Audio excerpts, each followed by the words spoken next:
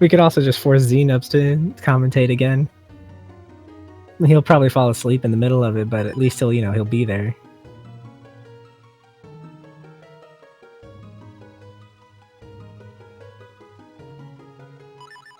All right, so now the race is officially starting.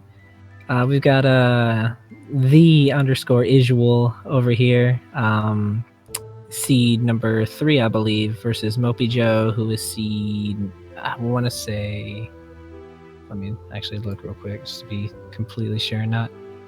Yeah, 14. Okay, like I thought, 14. So both are experienced runners. Isuall being an absolute veteran. I think MopeyJoe starting a little before the tournament. He's already at like I think a 210 or around there PB. So he's been improving pretty quickly. He's on the US version as well, so we'll actually get to read lore over there. The obvious biggest thing in this race will be the version differences. Text will be a little more, which will cost a little bit of time for MopeyJoe, and there is one trick about an hour into the run that's not possible in the US version, so we'll get to see a little bit of different routes between the two there. But other than that, there's not too many differences. So at least for the first hour, there's a very good chance that they could stay pretty close to each other. Like the text, as you can see, is already making a little bit of a difference.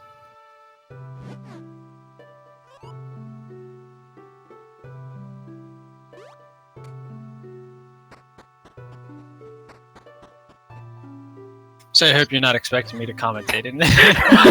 I'm still eating, man. Give me a second. I'll help out. It's perfectly fine. It's perfectly fine. It's a 2-hour run.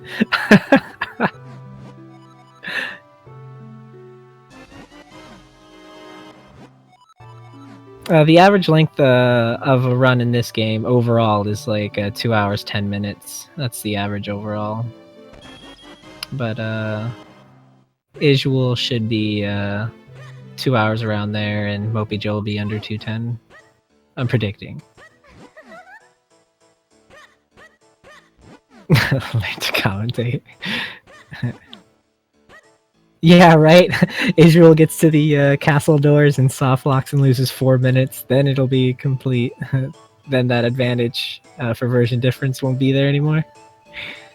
So they'll have to play his best.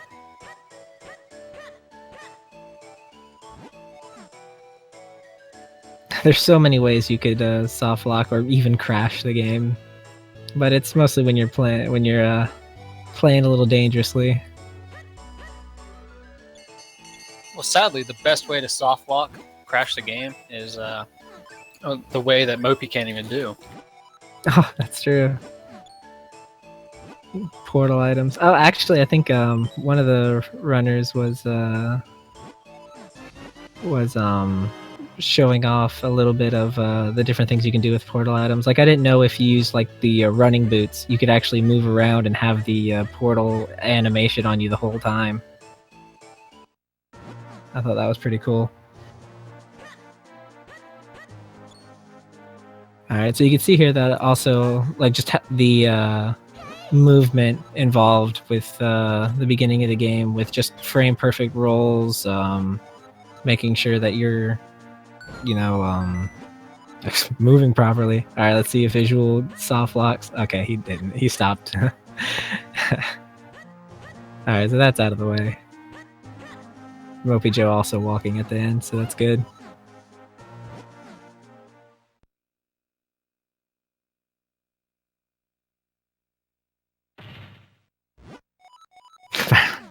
Arise. My run has been going on for 2 years now. You can finish a run very easily. You know the route very well.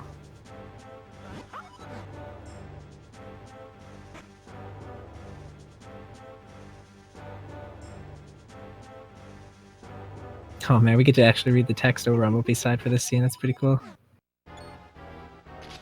The Picori blade.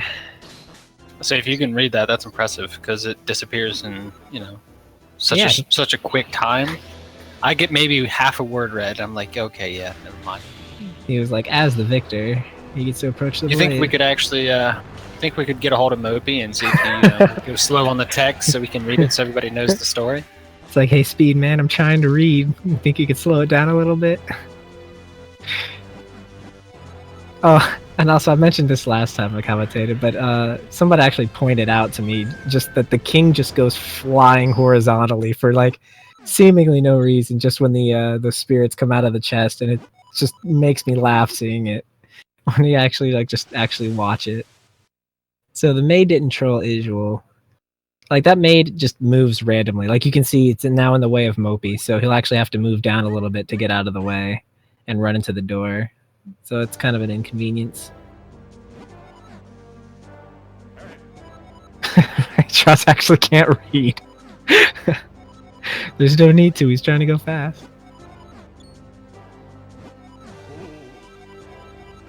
You know what, Arise? Just because you were making a joke about me not reading, I read 3 books while on vacation. Okay, so he also remembered to read the sign. Dude, why? Why? Just leave the sign alone. Arise in her run, she actually like went up to the sign, read it, walked away, then turned around to slash it. It was really funny. Yeah, she actually sent me a text telling me that she did that. I was like, dude, what the fuck, man? That might have been why she took a second when she turned around. Was that what she was sending the text? Just to turn around. No, on Arise, probably. She's like, oh, I gotta send this text real quick. Hold on, guys. Oh man! All right, so you can see that they're doing a few different routes, like to try to avoid the enemies. Like the enemies, they're kind of unpredictable. I think where they start is the same, but where they move after that is completely random. So you have to watch out and make sure you don't take a lot of damage, because it's actually really easy in the first like 30 or 40 minutes to die in this game, because you can take damage so quickly and you have so few hearts or items to deal with it. Like you won't see them actually grab a fairy, or there's actually no fairies available until like 25 minutes in.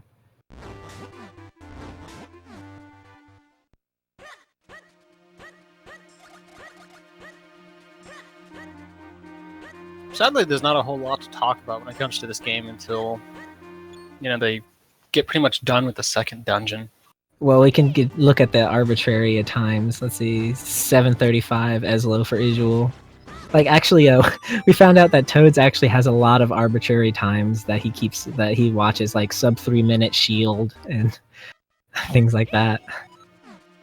It was really funny.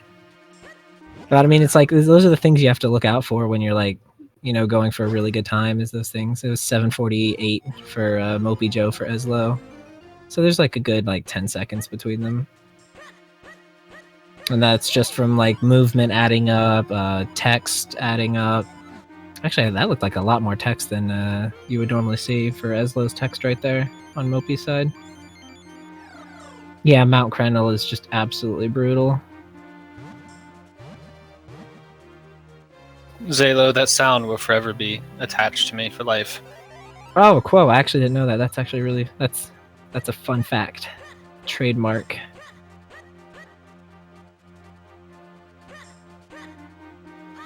Oh, what he said is that some enemies do have like a starting location that they always do, but some have a general area where they spawn at, so sometimes it can be completely random.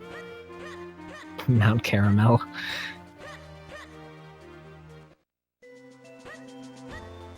Will we be seeing Music the Area in this urn? Music the Area.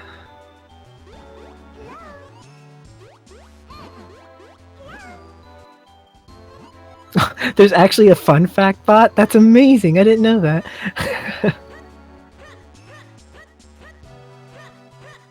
So apparently I'm a starfish. I knew that was coming. I always knew there was something different about me. Finally figured out what it is. So they just got the Jabbernut, which allows them to actually speak Minish, which we'll actually get to see on Mopey's side. Actually get to see the Minish actually talk in the English, while Isuall's going up using the Jabbernut so that he can actually talk to the Elder to learn where the elements are. It's crazy how much talking that you have to do in this game just to activate, you know, the game, I guess. Yeah, I think most triggers are talking. Like you talk to a sign, Eslo talks to you and activates something. You activate Eslo texts. Yeah, this run would be a lot quicker if we could just go straight to what we needed to do instead of talking to everybody. Yeah, you have to talk to the elder to get the elements and for the guy to move. On the European version, you have to talk to the what is he? The chief of the Wind Tribe. Is that what they're actually called? The Wind Tribe. I have no idea. It's been so long since I've played English, and I've never. I went to the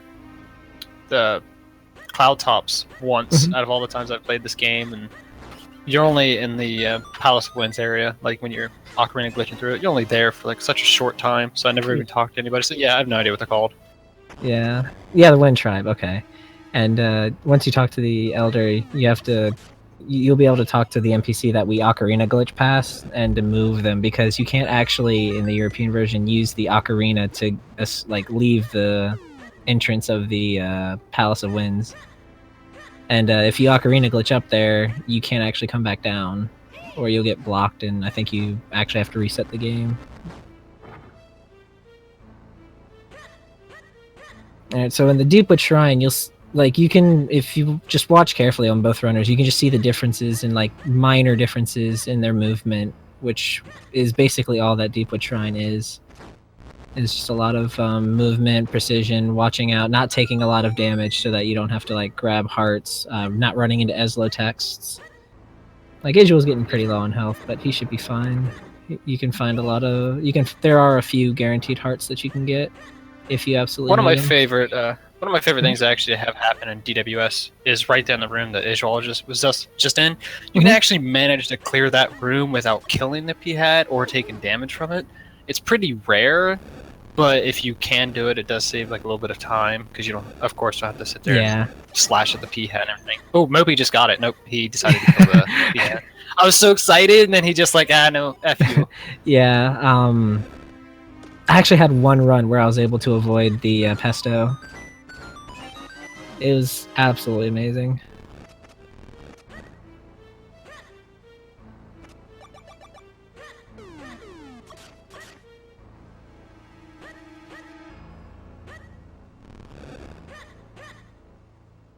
Oh, Quo actually did it in his race.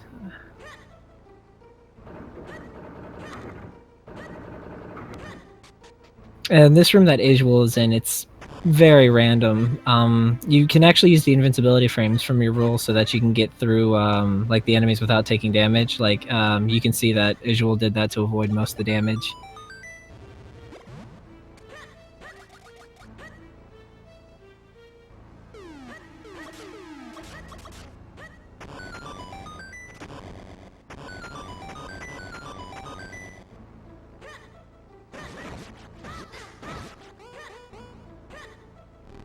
And Mopey also doing the invincibility roll frames in the roll. That pot on Isuall's screen at the bottom right is a guaranteed heart. You can get another guaranteed heart later on, like right here at the bottom left in this room. So, and it's faster. So that heart should is usually only taken if like you're in critical health, so that you don't accidentally run into like the see Mopey's grabbing it to be safe. That way you don't accidentally roll into one of the Moldozers or what are the mushrooms called? Actually, I've got my handbook here for enemy names. I got this. Let me see here. Get the official name of that there enemy. If I can actually find it.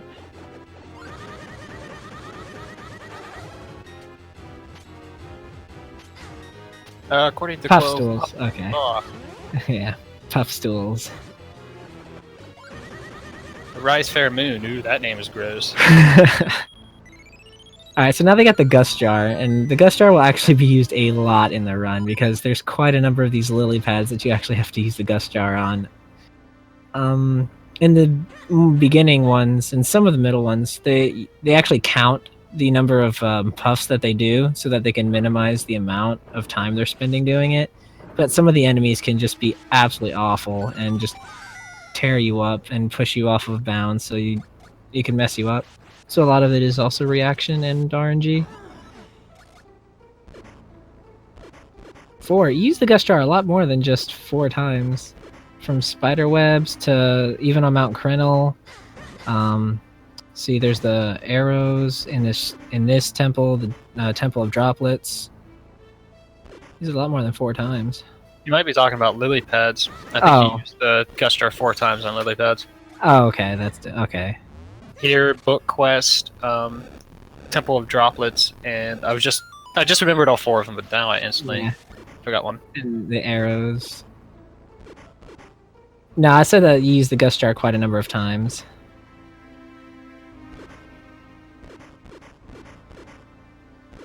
Yeah, I absolutely love Minish Cap as well. It's my favorite Zelda game.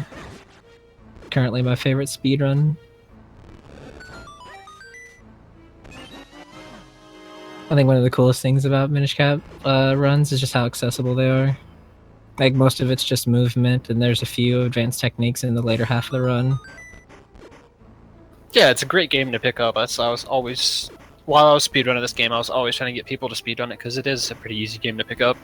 Yeah, and like, and since like the first half is like essentially glitchless, there's quite a number of people who like doing like runs up to the fire element or to the earth element. Like, I was looking at SRL the other day, and there was a lot of fire element runs and earth element races. The 100% category is around 4 hours, a little over that, I believe. The 100% category is a lot better than it used to be. It used to be like almost 6 hours, because there's like an hour and a half of just pulling a lever. So it's a lot better than it used to be because RNG manipulation. Yeah, there's a manipulation now for figurines. There's a heart piece that you can only get after getting all of the figurines, and I think there's like a little over 100 figurines. And so like it used to be hours to get them all, but now it's just 40 minutes using the manipulation to get the heart piece.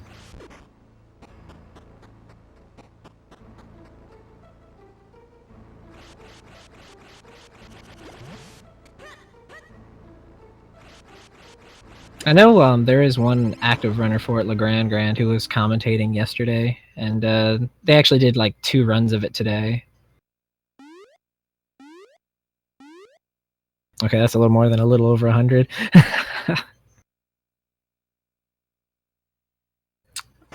Alright, so now they're at the first boss of the dungeon, the Green Chew.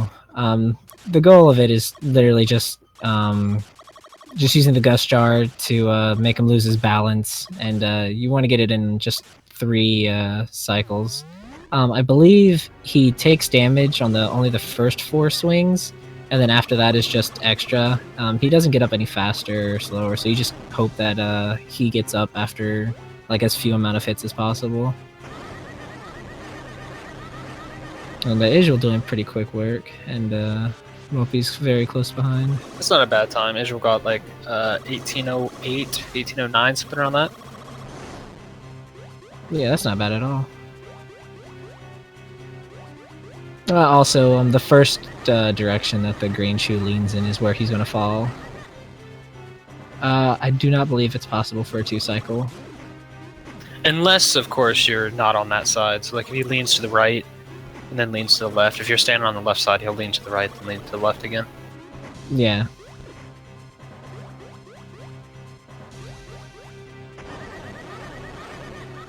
Yeah, sadly, it's one of these fights you can't really do a whole lot. It's RNG, and there's not really a whole lot you can do to really speed up the fight.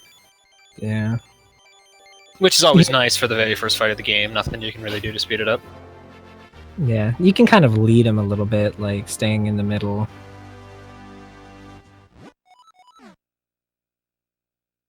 Oh, so it's a Green Choo-Choo.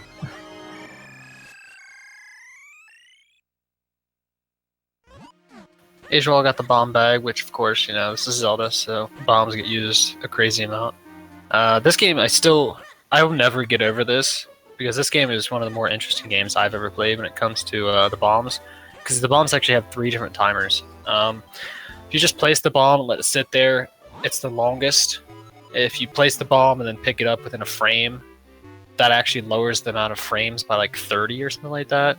Or if you do a roll lift, which is hitting like your roll and then your bomb almost like immediately after, you'll actually be able to tell if you did it or not because a bomb will pop out while Link's rolling. It'll just kind of shoot up in the air, and that's the lowest at like 196 frames or something like that. Yeah, roll lifting is just saves so much time adding up throughout the whole run because every time you use a bomb, it just saves like a second instantly just for free. Like one highlight of like roll lifts was Chaotic Ace yesterday. He was just nailing like every single roll lift, even ones that he didn't need to get roll lifts. He just got it. It was so fantastic seeing them all. Yeah, that's the thing too. Is, I mean, if you can land the roll lifts every single time you need to use a bomb, that'll save you a nice amount of time throughout the entire run. It's the small things. I mean, anybody that's ever speedrun a game, you'll know it's always the small things that just build up to save you time. Yeah. In like a 2-hour run, there's a lot of little things that can just add up. Oh like, yeah, especially absolutely. in a game as heavy movement based as this, like every like frame perfect roll you do like saves you time, saves you to make extra distance. You might have to walk to get to the next area.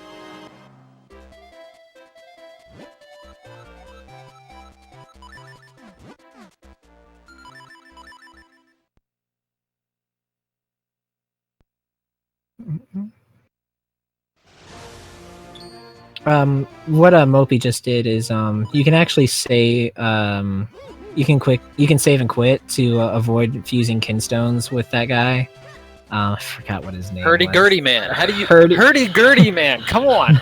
It's such an easy name to remember. Hurdy-gurdy. So our pal Hurdy-gurdy over there is just wanting to fuse kinstones, bring happiness to you and your world, but we save and quit, which might be why some runs can be miserable. Because we don't take him up on his offer. See, that's probably the reason that most people don't have world record. I guarantee everybody skips over Toad's. You mean the mayor? That's right. The mayor. Everyone's the mayor.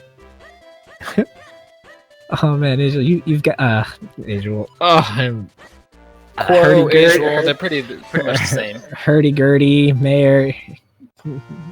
So hard. But yeah, you skip fusing kinstones, which is a lot faster to just save and quit because the kinstone fusing animation, watching the sparkle fall, having to read the map, it's a little slower than just going to the just save and quitting and just going past it. I do believe it locks you out of 100% though. Yeah, I'm pretty sure it does. It's actually really silly too, the fact that it wouldn't be that much slower if it wasn't for the fact... Actually, it wouldn't be slower at all if it wasn't for the fact that it did the whole... It shows like the thing slowly coming down and opening up the tree, then it shows on the map where it's at. If it didn't do all of that, if it just like you fused it and that was it, it'd be a lot quicker. Yeah.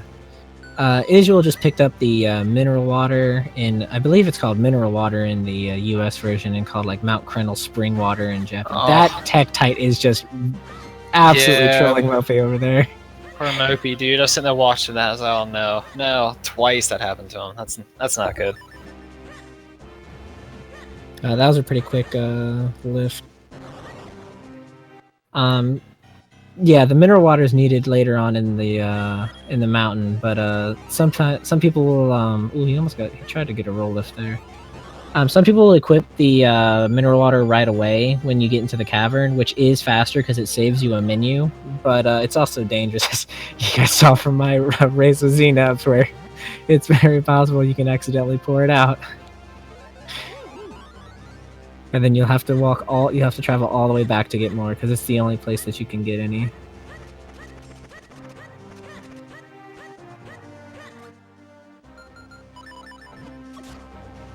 This is one of the more annoying areas in the game, depending on how the P-hats decide to troll you, because while you're carrying the seed, if you get hit, you'll drop it, and it just... You have to either decide to switch to your sword to kill them, or just picking up the seed, and you can sit there and just keep picking it up over and over and over again and getting hit every time you pick it up. Most of the time, that's how it goes. You just walk right through the area like it's nothing, but sometimes this game just, it's Minish Cap. And it's also fantastic if you decide that if they are in your way and you see it ahead of time, you can just absolutely just throw the seed at them and just crush them underneath it. Yeah, and it's terrifying fantastic. too because the seed, when you throw it, it just seems like it's so heavy because how it lands on the ground and everything. So I just feel so bad for those little tiny pea hats every time I do it. Sometimes they'll even hit you and then cause the seed to fall on them because they hit you. That's the best, man. So Isuall just did that. I still don't even know whether or not to call that a glitch, but if you use the gust jar on that mushroom right there, the height, even though Link is actually lower than the mushroom, for some reason Yeah, the gust they don't jar have. doesn't read that. Yeah, the gust jar doesn't care about height at all. It just does whatever the hell it wants. So it grabs onto the mushroom and yanks you up there anyway, which saves time to go through a cave. I think it's like 3 rooms or 2 rooms through there, so it's not that I big. think you actually have to go around so that you can get the grip ring in order to climb that.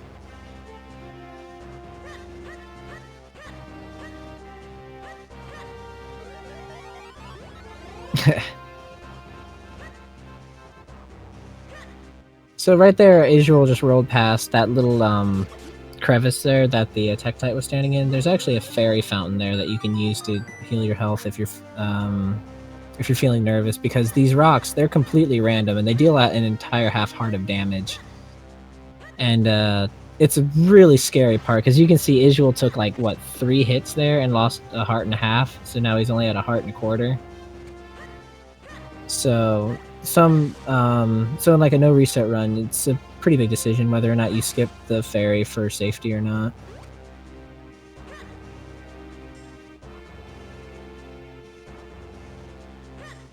No, Isuall is doing one of the best areas in the game because those giant rain droplets are terrifying. Yeah, they do a quarter heart of damage, and they're also random. So there's a lot of randomness in this area here that can just like destroy your health bar. Well, I mean, I know you're kind of young, but Ooh. have you ever had? Well, hold on. Have you ever seen Honey, I Shrunk the Kids or Honey, I Shrunk Ourselves? I think is the name of it, something like that. Have you ever seen those movies? Yeah, I have. Okay, I think it was Honey, I Shrunk the Kids. They were outside, like in a set of rain or something like that. Can you imagine being in that situation though, like that small and it's raining? Usually, Yeah. when you know your regular size, you're like, ah, rain, no big deal. But when you're that size, that'd be terrifying. Absolutely terrifying. Alright, so Mopey grabbed that fairy for safety. Which I think I set like a rule for myself during the tournament where if it's at like less than 2 hearts, then I make sure that I grab the fairy. Like at 2 hearts, that's like 3 hits on the rocks, which is very unlikely, but as we saw with Isual's side, 3 can happen. Oh wow, that rock didn't hit Mopey.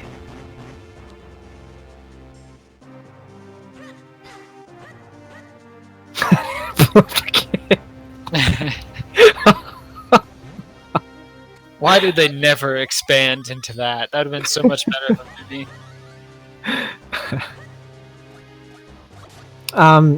Also in that area, we kind of missed mentioning it with Isuall. We just walk there because there's actually not enough distance, like an RTA anyway. I think TAS does manage to do it, where you can't actually roll there without hitting the Eslotex, which is actually still slower even though you walk that distance.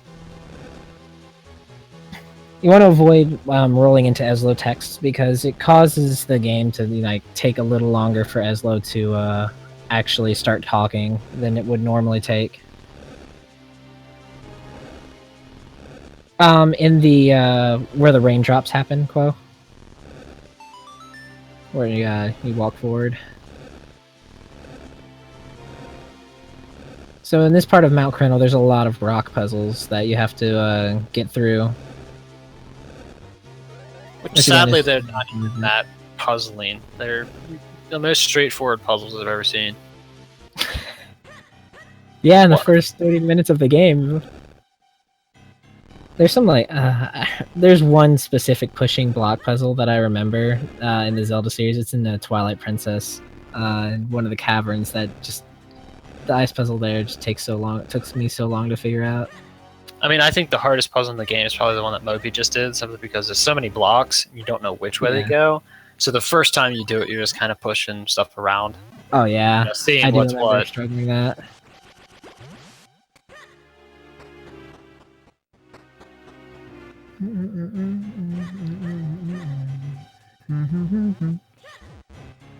All So right, so Mopey just went. oh, yeah. I was gonna say Mopey just went with the slow route in that room. Usually, what we do is we walk in, place a bomb, and then walk the bomb the entire way because the distance of that room is almost exactly the time of the bomb. So if you just walk in, place a bomb, you can walk it the entire way.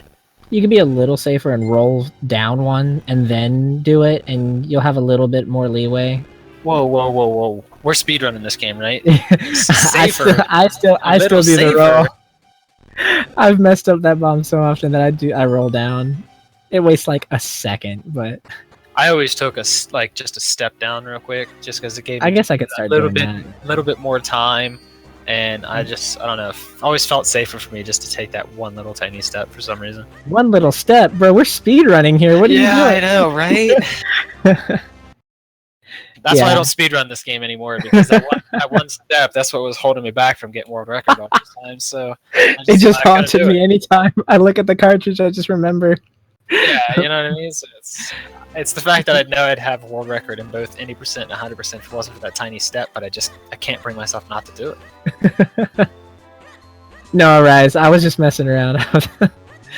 I still say that, especially in like a tournament race setting. Safety means you don't die. Like we saw Falco Eagle, he was on sub 2 pace, and then he died at the Ball and Chain Soldiers in Dark Hyrule Castle. Oh, really? And, yeah, and he didn't get a fairy at any point in the run. Oh man, so I've missed pretty much this entire tournament because to those who don't know, which is pretty much anybody that isn't in the TMC Discord, I actually just got back from like a week and a half vacation today. I actually got home 2 hours ago. So I haven't been able to watch any of this tournament. It sucks, man. I really need to watch that race between you and I think Xenobs, was it? Yeah, Xenobs. 2-second difference. Yeah, it's crazy close. Yeah, actually, it is on YouTube now, on Speed Gaming's YouTube channel. So you'll be able to watch it mobile. If you were still out of state, but, you know, you'll be able to have the chat experience. You'll be able to have the chat experience. Yeah. Oh yeah, Arise also lost her run to Ball and Chain Soldiers in Palace of Winds. My goodness, I've missed so much apparently. Yeah, Ball and Chain Soldiers have just been the bane of people's existence. I should have, Zelda. I think it would have been really good commentary if I just loaded up my phone and just started saying random stuff. Just commentated my travels. That's what I should have done. Just commentated my travels, which was me just sitting in a vehicle for most of the time. Yeah, Quo, I didn't even predict that I would win that race, so I ruined my own predictions as well. I think only 2 people predicted that I would win the race against Xenobs. It was a real life friend of mine who just made an account to do a prediction, and Red B-Boy.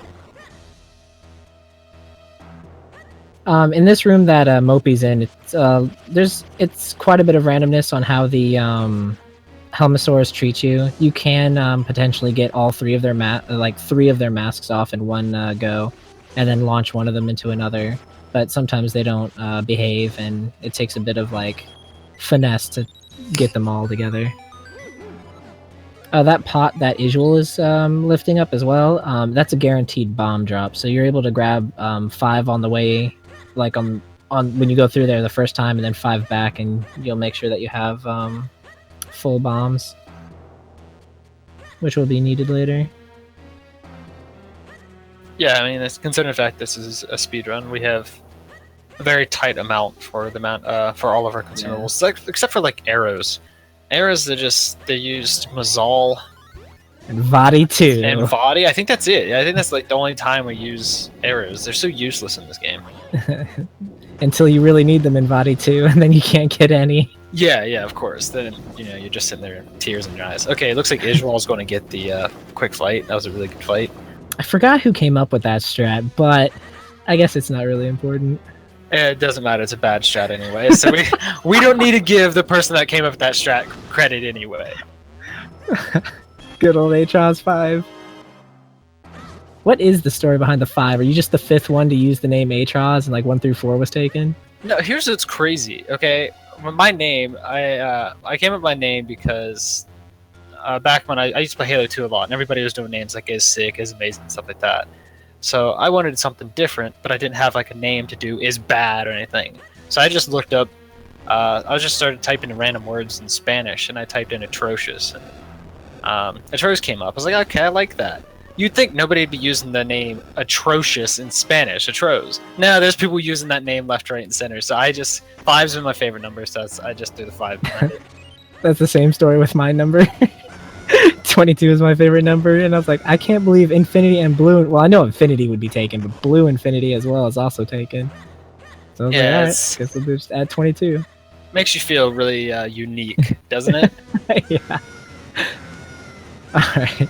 So this room here is where we'll do one of the few actual like legitimate damage boosts. I know you do one in Deepwood Shrine if you are able to be quick enough with one of the mushrooms, but there you actually do just take damage and just go through the enemies.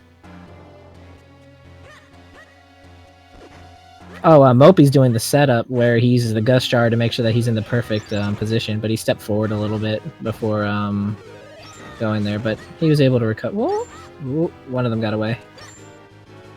That's the commentator's curse. He was able to recover. Oh, well. Just change your name to @Ross.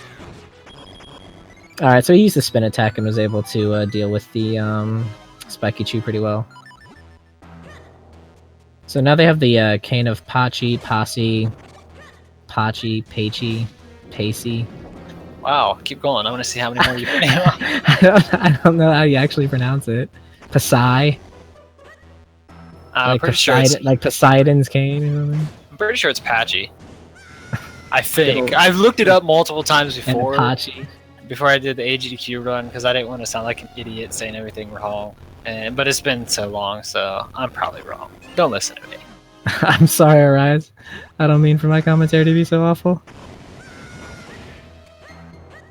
What Mopey did there is something that you can, that's a nice trait about the rolls. When you roll, you actually won't you won't interact with any objects or like run into anything or change screens if you're not pressing the directional input at the same time as you're rolling. So like what he did was he just rolled without holding any directional input after he did the initial roll, and he didn't jump into the minecart. He was able to just like get within a pixel away from it, and then he could just go upwards.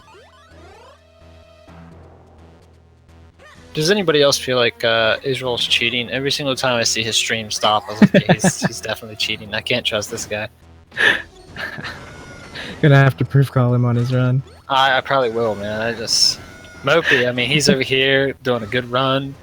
No internet issues, and then you got Isuall just every 2 seconds. He's just stopping. It's like, Before the race itself, Isuall's stream was doing just fine. It's kind of funny that it's causing problems now that he's actually going too fast for his internet to keep up. Well, a little unlucky there with the slugs, but Mopey recovered pretty well. Is Isuall gonna grab that? Okay, so Isuall's not gonna step on that switch. That switch it activates the red portal that'll be at the start of the dungeon. It's literally free, but sometimes we just avoid it just for the lulz, I guess. Because the reason it's free is because you still have to wait for the platform to actually come back. As you saw, he was messing around until the platform came to him. Oh, and Isuall missed the quick hit on Glebe Rock. He has a setup for it now, I think. Yeah, on Glebe Rock, if you move over just a little bit to the right side and time your cane of... If you want to go ahead and do your list, or... It's fine. You do your favorite. Pick your favorite. You do the cane, and it'll flip. It'll flip his back like it's supposed to and hit him. But the issue with doing that is the fact that if you do it too early, you'll hit it before it's actually vulnerable. If you do it too late, then more than likely you're going to get set on fire because he shoots an attack almost immediately after he becomes vulnerable. Pachi, okay, the cane of Pachi. I like Pasai personally, but that's all right. It's good to actually know the name now, so I can stop, like, is it this one or this one? Yeah, it's always been my least favorite item in the game to talk about, because I always feel so dumb when I go to say its name.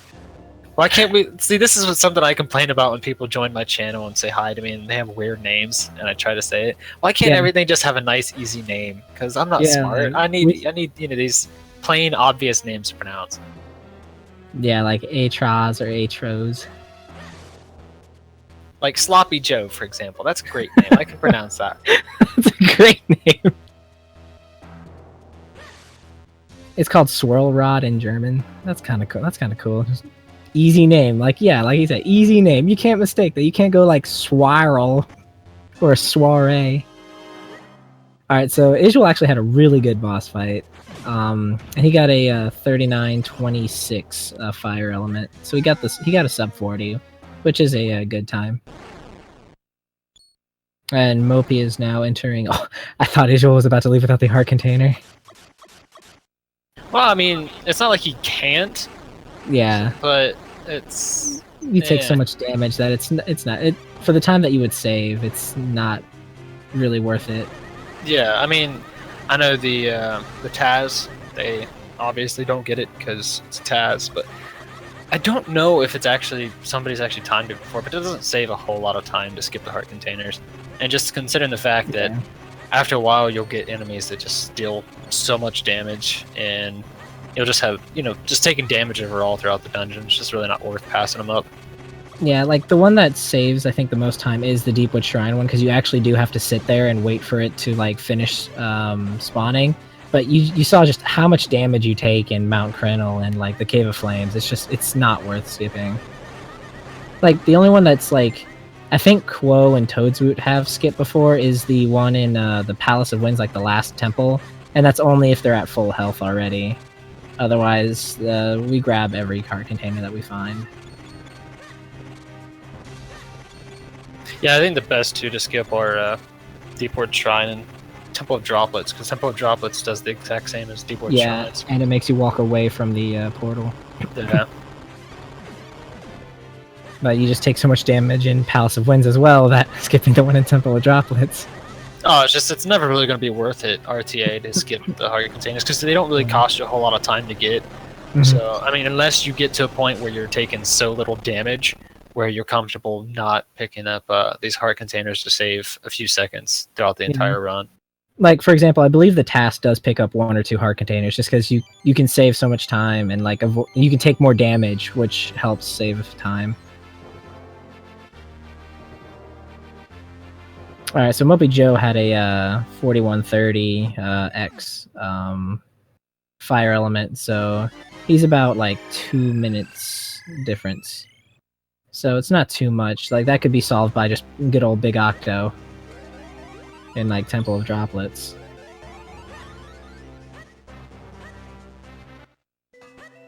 Oh, you get the Fortress of Winds ones. Okay. Yeah, Fortress of Winds, the heart container spawns directly in front of you. Yeah, that's what's actually really funny is the Taz, because there's actually 2 people working on Taz right now, a new one, but the old one, it was done by Tampa, and he actually walks around the heart container, which has always looked so weird, because you see him take like a step to the left, like a few steps to the left, and he rolls right past it. So all the other ones, say, like it saves like literally a second, because you don't have to do the text box or animation, but yeah.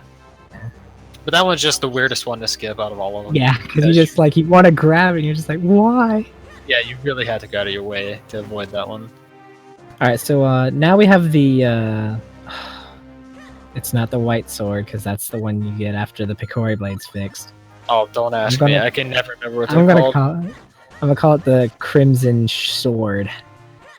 That's a cool name.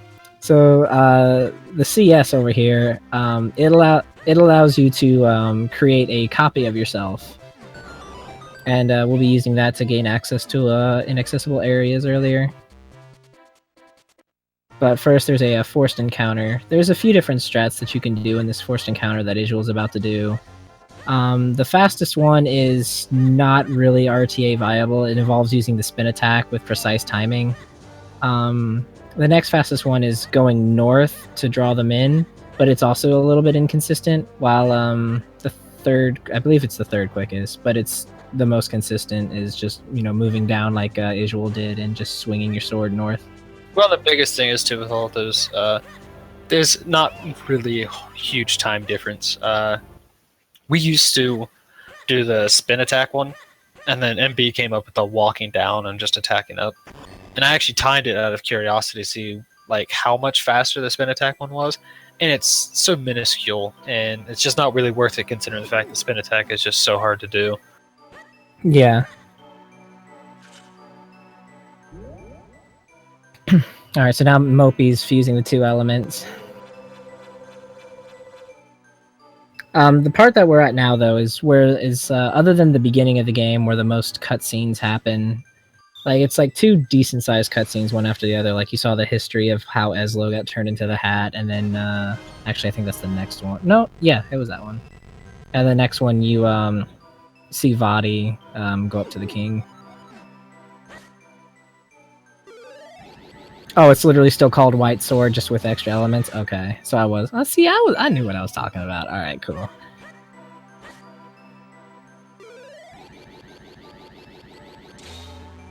You'll also see that on Mopey's side, that he started charging the sword a little earlier than when he reached the bottom.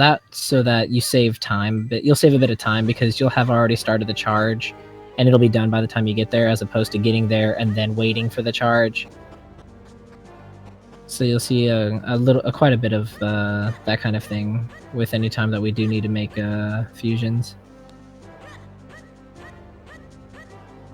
You'll especially see it apparent in Palace of Winds, which is near the end. And so now we'll see what strat MopeyJoe uses on the force fight.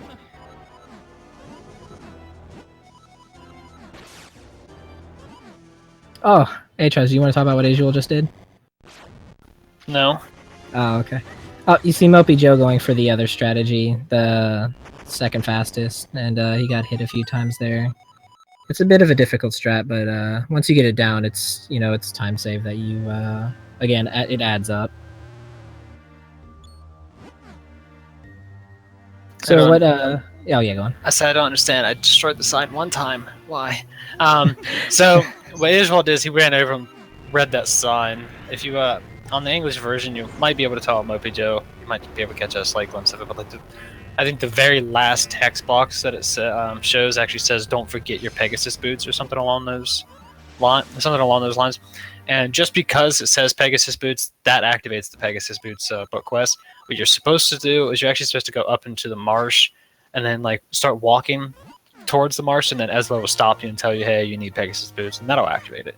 But reading the sign is, of course, a little bit quicker because you don't have to go that extra little bit of distance. It's like, again, it's just one of those weird things that TMC does. Like, to activate everything in this game, you have to talk to people. Or, I guess, in this case, a sign.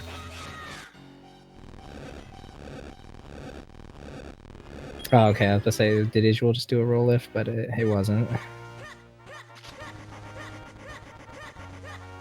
Actually, yawning is wonderful.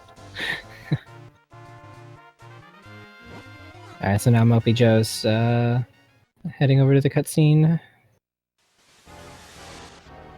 Which is the last, like, real cutscene that we have till we get to, I guess, start of Dark Hyrule Castle. We get the intro again. But now all the cutscenes are really short. And Isuall's cheating again. Where Isuall's at now is he's trying to head over to get a wake-up shroom, or wake-up mushroom, I think it's actually called. And to that way he can wake up the shoemaker, who I found out is named Rem. Wow, he actually has a name? Yeah, Rem, and I believe it's a pun on REM sleep. Probably. Which is a really funny name. Not funny, like cool name, I guess. Funny is not really the word I would use. Really? I thought it was funny. I was over here with a good cackle going. So we got to miss, we missed Isuall talking to Mario. You saw him for a split second there. Yeah. I can't even remember their real name. I always just called him Mario and Luigi. I think it's Talon. It's Milan and Talon, I think. His brother is in this game too, but you won't see him in any percent. You only see him... I think you see him in 100%. I know he's blocking like one of the doors or something like that, but I'm not really certain what he's doing. So, but I know he is in the game. Yeah. And so that's another activation, I believe, is having to talk to those little Minish in order to get the key thing to happen. Is that right? You need to talk to those Minish first for the key to... so you can actually get into Milan's house? I believe so. pretty sure that's what they're Yeah. for. So I just know I gotta example of talk to talking. them. I've never actually sat and thought about why. I just like, I gotta talk to these people. Yeah, it's just another example of having to talk before you can get to places. And Isuall again with the movement and invincibility frames to go through enemies. So we're actually getting close to Castor Wilds, which is one of the more interesting areas because it's similar to Mount Krendel, where you can just take so much damage if you're not careful. Yeah. All right. So Isuall's waking up the cobbler, whose name is Rem apparently, and so Isuall has the Pegasus boots now. Which, if you guys have ever played any Zelda game before, you know Pegasus boots. You run, you're fast. This game though, like to really determine like when you should be using the boots or when you should be rolling. My way of judging it is because I actually was out of boredom tested this one time. If the distance is like 3 rolls, then it's actually faster to roll. If it's more than 3 rolls, it's faster to actually use your boots. That's only if they're equipped though. I didn't even bother, testing equipped times, but I'm assuming if you don't have boots equipped, it'd be like 5 rolls or something like that would be better for boots. And that's also depending where your cursor is on the menu as it is. Yeah. Damn, so, those Pegasus boots gave Isuall like the quick. So Isuall just got really lucky there too with the Dark Nut. They have 2 different attacks that they have right there at the start. There's more Dark Nuts later in the game that have more attacks, but that one right there only has 2, if I recall correctly, and it's just a sword slash where he can charge at you.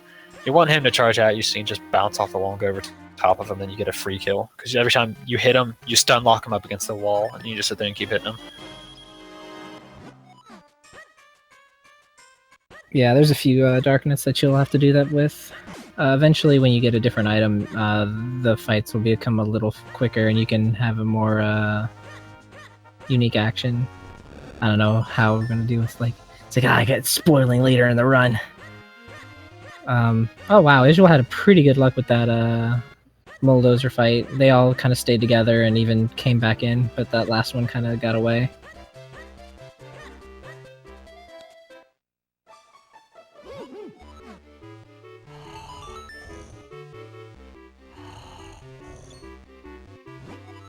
Alright, so now Mopey's got the Pegasus boots.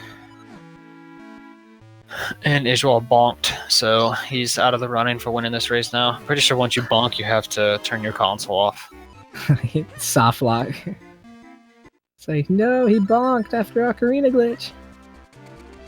So right now, Isuall's just running around collecting 3 yellow kinstones. He's already got 2 of them now. He needs 1 more.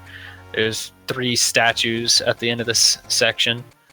At the end of Castor Wilds, and you can only get past them by fusing with all 3 of them. Mm-hmm. It's one of the few times, it's so weird too, because this game, its selling point, its gimmick, because that's what I always talk about when it comes to Zeldas. Every Zelda has its own gimmick. This one is the Minish and fusing kinstones. And sadly, we don't do a whole lot of fusing on any percent. We do 4 kinstone fusions, and that's it. 3 of them are coming up. Yeah. Oh, Mopey got the... Okay, so yeah, it's I think 3 attacks. So he just did a thrust attack instead of a slash or a charge. I think it is 3. But Mopey got a stab attack, which isn't good because he can only get 2 hits and then he has to, bonk off the wall again. So it's a little bit slower. Alright, so now Isuall got all 3. He got a green kinstone! Yeah! I mean... kinstones actually waste time if you get them in the wild, but it's kind of funny how he had no choice but to grab that one because it was directly in the way for the platform he needed to roll. So now he has that green kinstone down there on his menu, which will cost him a few frames later because you do have to do 1 more kinstone fusion, or like that where he accidentally clicked the green one out of muscle memory because that would normally be the bottom one that he's fusing.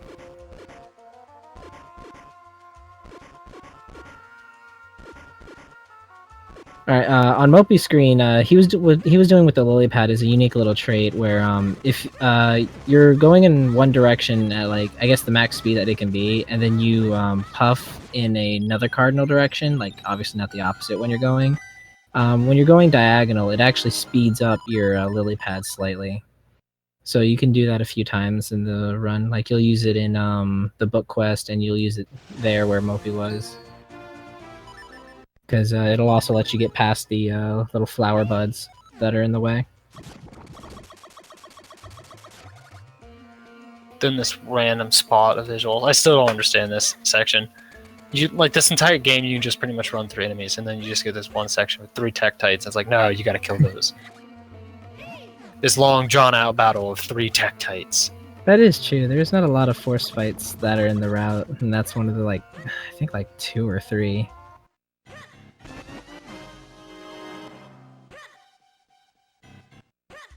You see that when you're inside of the Armos, we walk up to the switch and then roll out. It's a little bit faster than to roll into it.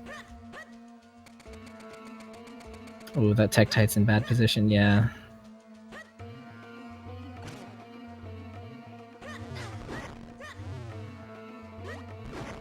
This is also one of the sections that really highlights the invincibility frames that you'll get in the start of your roll, like just from getting past Armoses, Tektites, any enemies that might be in your way during the mushroom quest. Yeah, can you imagine having to do this area, which I always forget the name of this area, but can you imagine having to do this without invincibility rolls? That'd be horrible, because you'd have to sit there and fight the Armos, or at least like knock them out of the way or something. Or damage boost. Yeah, just damage right through With how little invincibility you get from taking damage. You get more invincibility frames rolling than you do when you take a hit. And so, like, the damage would just stack up so quickly. And so, like, chances are you would grab a fairy. Well, there is a fairy that you can grab before Caster Wilds, and there is a heart piece that's above the Kinstone fusions that Mopey's at now. But, yeah, you would probably have to play a lot more safer to avoid taking a lot of damage if there wasn't any of those. Here with Isuall, it's actually possible to get those switches on the right side by just getting 2 spaces between the two. I don't actually think it works when you're going right to left, but it does work with left to right. I believe I tried it once and I just couldn't get it to work.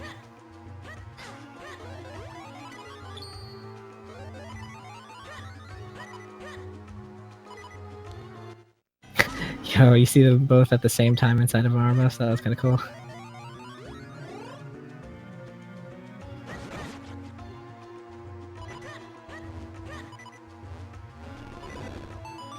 Yeah, with that Armos there, you don't actually have to like mess with him that much. If you hit him once with the sword, he'll just move over and close up, so you don't have to worry about him at all, which is very nice.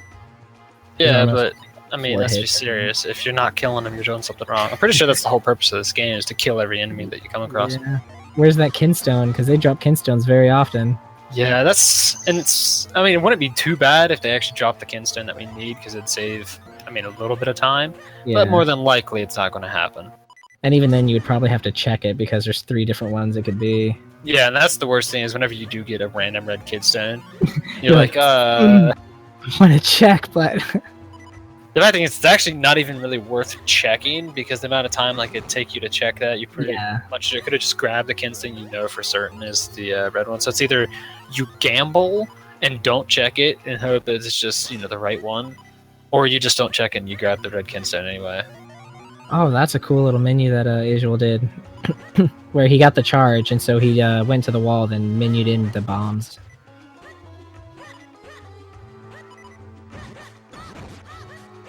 And those 2 skulls right there are a guaranteed bomb drop and hearts, which we'll be using those bombs for a cool trick in about like a minute with these digging mitts. Oh, did you leave for your trip before the bottle strat for Fortress of Winds was found by toads? Yeah, I had to, because I have no idea what you're talking about.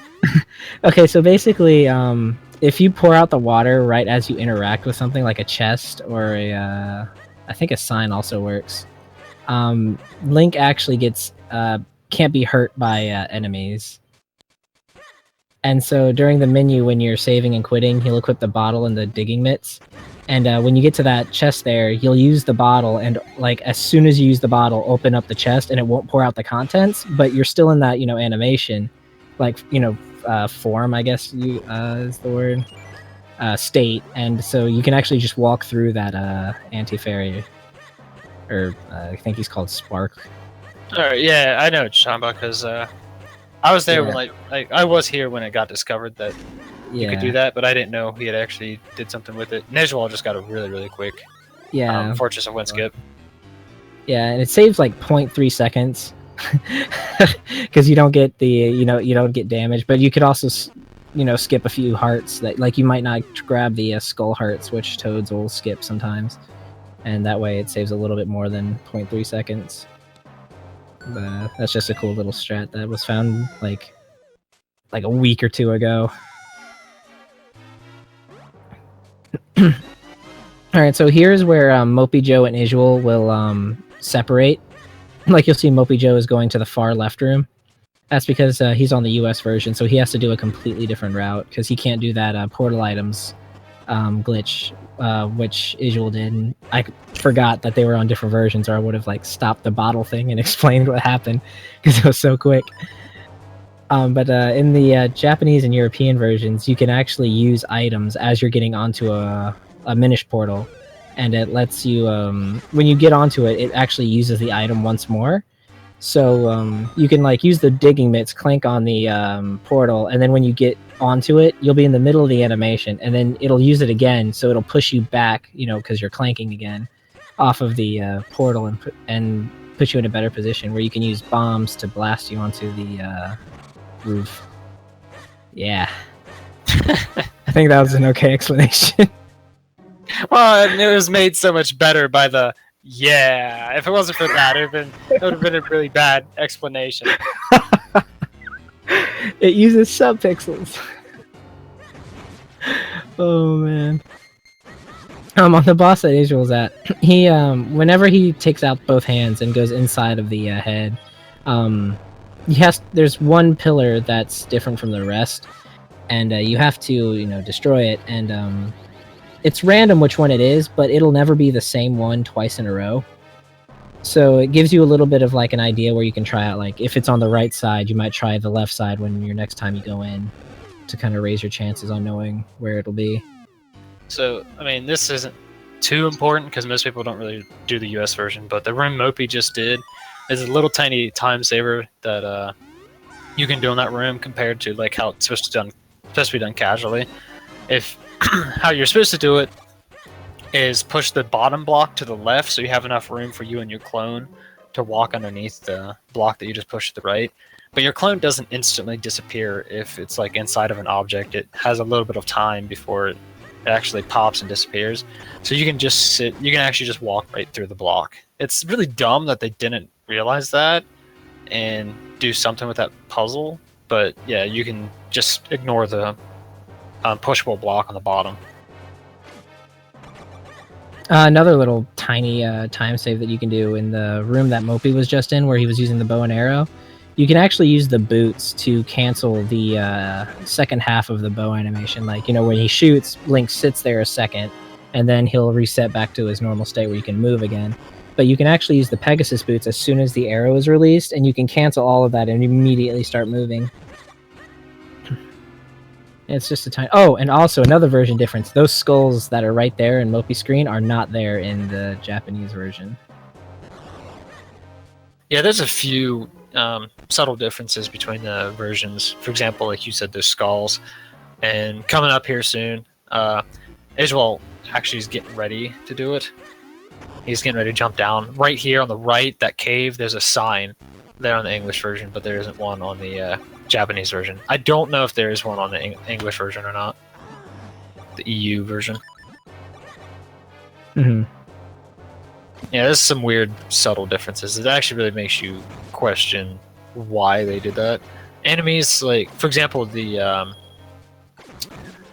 Floor Masters. The Floor Masters require 2 arrows on the EU version compared to the other 2 versions only needing 1 arrow. So it's just really weird, subtle differences that they have between the versions. Mm-hmm. And so right now, Isuall's on the book quest, which is required for to get the flippers. which we'll need to enter a dungeon and to do a few rooms inside of it. Which I hear you can actually avoid, but there's like one specific place that you still need the flippers. Is that right, or? I'll say that again. I was not paying attention. Like, there's like only one specific thing that you do need the flippers for, like in actuality. Yeah, that's if it wasn't for this just like one area, we pretty much have a way to skip the flippers. Oh, which area is it again? If you remember. It's right at the start of Temple of Droplets to get to the lily pad. Oh, that one. Okay, yeah. Everything else we have a way to actually skip needing the flippers, but that's just one thing we haven't figured out yet. Our community is not the brightest though, so I mean there's been glitches that have been like staring at us for years and we're just now figuring it out. So there's one that we were talking about where it wasn't a glitch, it was the red kinstone. I think for the longest time, that chest that we pick up in Fortress of Winds, like it's been there the whole time, but for a long time no one I still maintain that that's not really our fault, considering the fact that shortly after the glitch got found, so we started doing the Fortress of Wind skip. You know, we never came across that chest after we had the moments, so nobody would have even thought to look at that chest. And then we got the glitch, and there was also a red kinstone RNG manipulation. So I don't think anybody even thought about, hey, let's just randomly check this chest. So, yeah. I mean, it was kind of dumb, but it only took us like a day or two until somebody's like, hey guys, this chest right here, try it. It's like, look at you. This is also the only time on Mopey's side that you would actually willingly get grabbed by a floor master to take you back to the entrance. Which is kind of a cool thing, I think. Yeah, instead of like saving and quitting like we do with every other dungeon, it's just obviously much quicker to drop down and have the floor masters grab us, because they're a lot quicker at sending you back to the start of the dungeon than saving and quitting.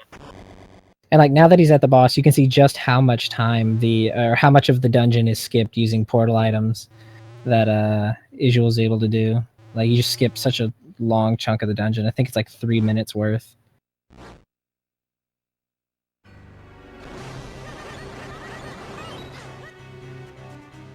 Well, it's also silly too, because you're talking about how we really don't need the flippers for a whole lot.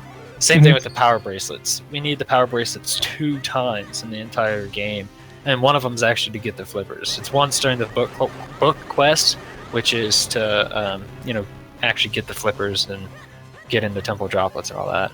Whereas the other time is in Palace of Winds. We have to push those pods like a Mopey screen. Those pods right there. It's just pods like that, but they're, you're a little tiny dot Minish like Isuall is right now, so you need the power bracelets to push them. Other than that, we don't need the bracelets for anything.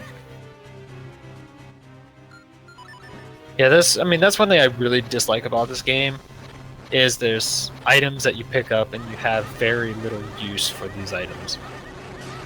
Yeah. Also, a cool little side thing. You might have seen it on Mopey's side.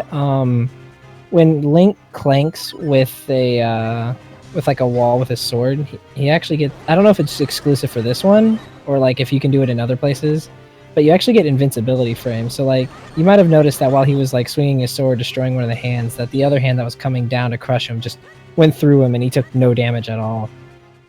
Like it's not very precise, but you can still take damage sometimes when you do it, but it's a cool little thing you can look out for to avoid taking a bit of damage during the fight. Because we were talking about the red Kinston, Isuall's frozen right now, at least for me. The area you can see right up above him is actually the school. That's another area where we used to get the red Kinston. When I first started speedrunning this game, that's actually where we got the red Kinston, was in the school, which took forever. And then I think it was MB. Like, I was just randomly one day watching his, like, newer PB, and he did that cave.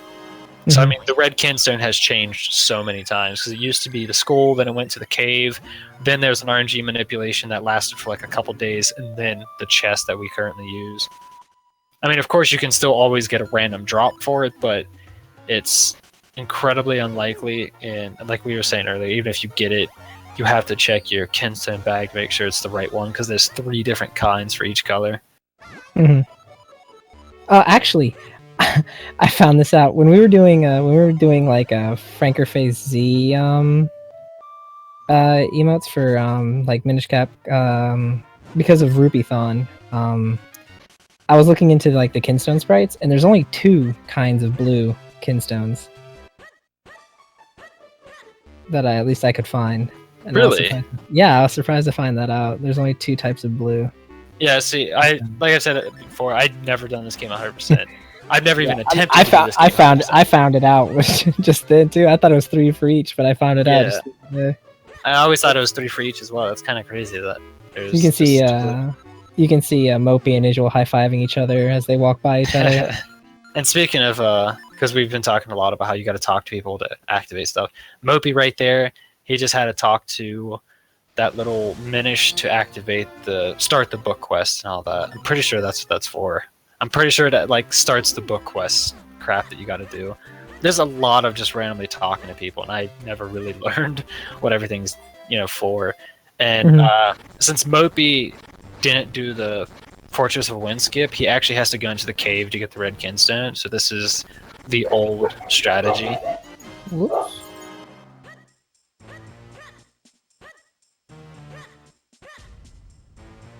Okay, and you can also see that cool US only sign over there. Which would be so awesome if the sign actually said US only. I forgot what it even says. Dude, as much as I've played this game, I can't tell you anything that anybody says. Even like, main storyline stuff. I can't remember any of it. When you speedrun a game, you don't pay attention to the story.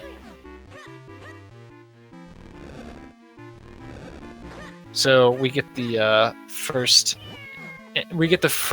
scene of the Scissor Beetles. We finally get to see the Scissor Beetles, the first fight of the Scissor Beetles.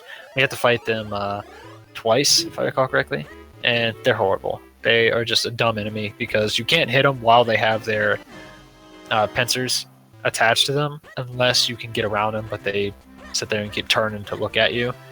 So it's really hard to get a hit on them while they have them. So it's just sit there and stand in front of them, wait for them to attack, and then just hit them while they're pretty much vulnerable. I think they have like a unique thing where they can do I think there's a like with bombs, I think there's actually an instant kill that you can with bombs if they hit a certain like area on just bring me a paper plate. Okay. So apparently guys, if you hit them in the paper plate area, they will die. So to anybody who's wanting to speedrun this game, if you hit the Scissor Beetles with the bomb in the paper plate area, I'm sorry, my brother just came home. I'm in the middle of it, so right. Okay, so with the Scissor Beetles, if you use bombs, it actually does I heard that it does a variable amount of damage, but there's a certain spot on the Scissor Beetles that it does actually instantly kill them with the bombs, but it can do like a few extra like hits of damage or just flat out like half their entire health. Yeah, I think there's still a lot of areas in the game that we could probably have the fights be a little bit tighter if we used bombs, but the big issue is we have pretty much all of our bombs already set in the route, so if we did start using bombs elsewhere, we would have to find areas to pick up new bombs. But yeah, the Scissor Beetle fights, both for getting the flippers and the Scissor Beetle fight here, I think would both improve a lot if we could use bombs for them, because bombs just are much better than swinging your sword around.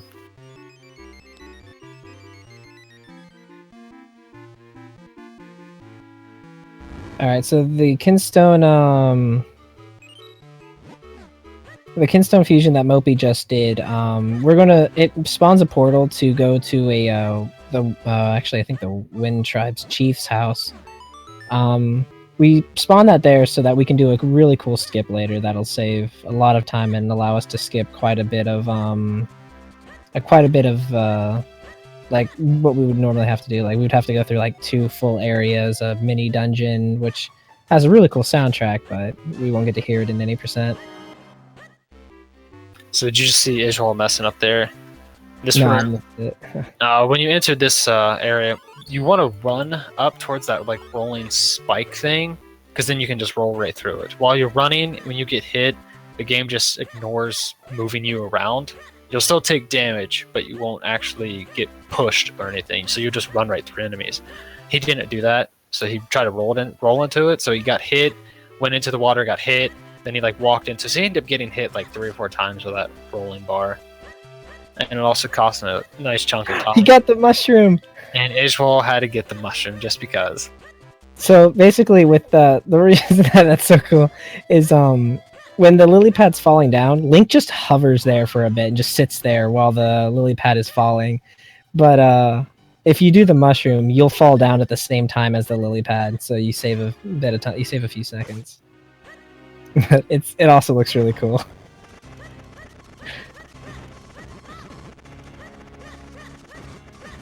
Almost everybody's running on Japanese version. There's a few people that are running on US because that's the only version they have, or they're newest to the game. So, I mean, we're not stopping anybody from playing.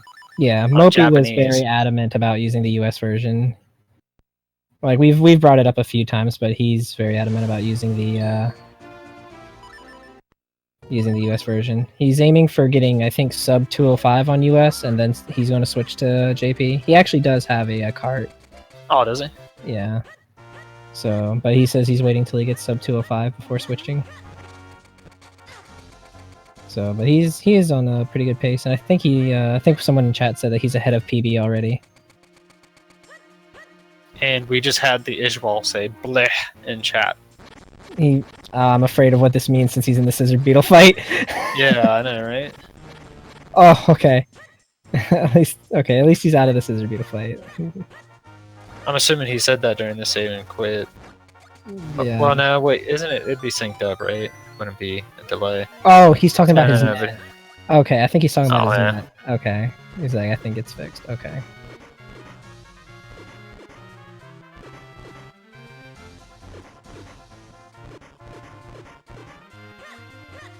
That's alright, Isuall. We still love you. Somewhat. Focus on the run and just do your best. And this is another dungeon that's really irritating, because at the start of the dungeon we skip having to get a small key. We just grab the boss key and we go, or we skip the boss key, grab a small key, yeah, and we just go right over top of the boss door. Well, you can actually get really, really close to getting on those platforms with the levers, like a pixel off. It just needs to be like a pixel higher, and we can actually be up there with those levers. But we still haven't found a way to do it, which that'd be so awesome if we could find that, because it'd skip the entire dungeon. And we already skipped like half the entire dungeon anyway. Yeah, it just would skip even more, which would be great. Because then we could skip this guy, who is just the bane of my existence, the Blue Chew. I've always wondered, does actually absorbing at the bottom of him at the start actually do anything? Like, I think he actually starts to grow again after a little bit of you not inhaling.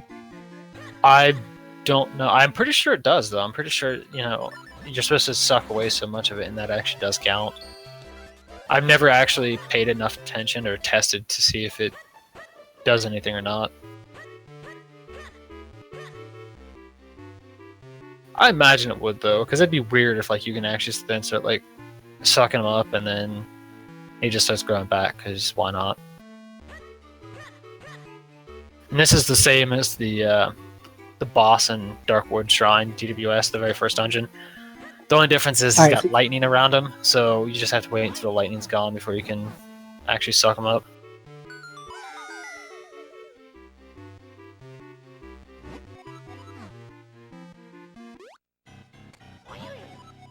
Yeah, 230 is actually a really good time for a newbie. I think I was stuck at 240 when I was first starting. Actually, a really cool fact that we found out about last race in the tournament. You know how we do the spin attack for the Blue Chew? Mm-hmm. Well, we found out it's actually slower on the first two, but it's faster on the last one. Yeah, I never really used it. Yeah, Tampa actually told us about it. Yeah, Tampa's always holding on to some interesting information, and Mopey just got an insane scissor beetle fight. Yeah, he got the best I've seen. Yeah, he got a really good one.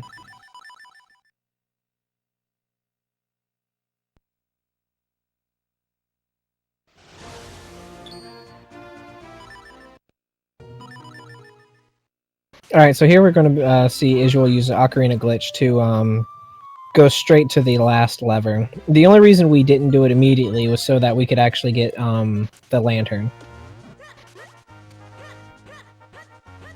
Because we'll need the lantern for this boss and another room later on in the run. According to Bonnie, something like that.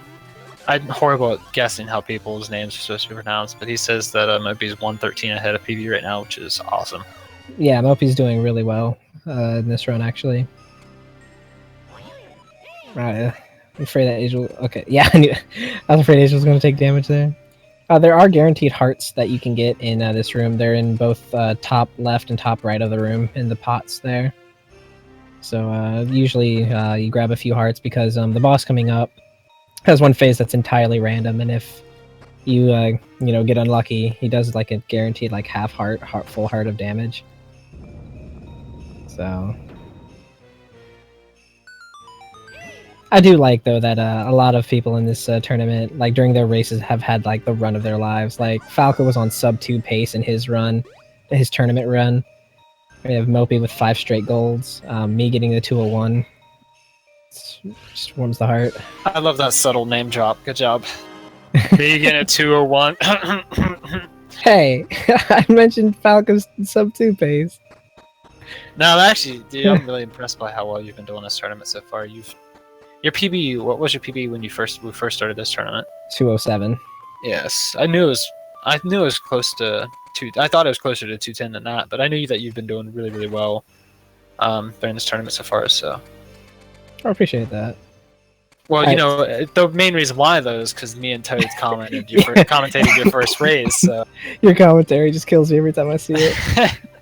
I know it was bad, but it kills you, no. Man. Like I swear we need to just highlight that specific moment with the Ocarina glitch and Falco wins. Oh my god! Oh my god! I was just so surprised because it was something that just recently got found, and then you just like ask her. This is easy.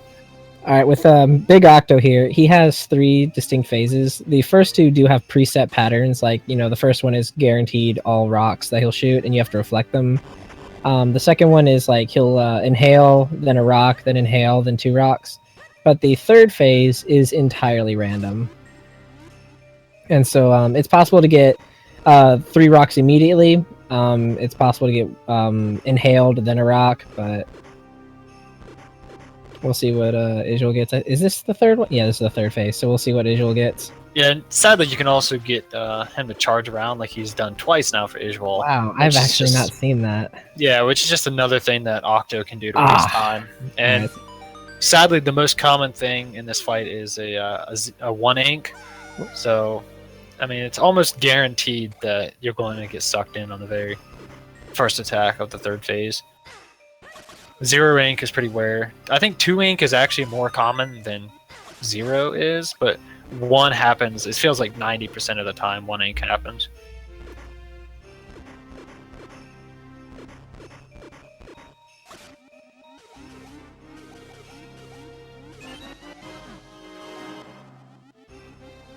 Alright, so Isuall got 1 ink. I actually don't know if anyone else other than Toads has gotten 2 ink. Toads has gotten 2 ink in both of his races. And it's really beating him up.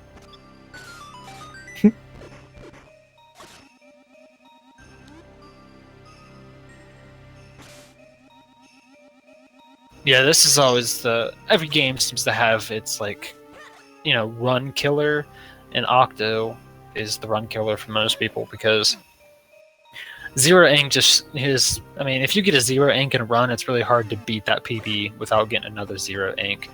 And world record is almost always going to be 0 ink. So beating the world record, if you have the world record beating your PB, it's just really hard to do without getting a 0 ink. So you could have just the most amazing run you've ever had, and then Octo will more than likely ruin it.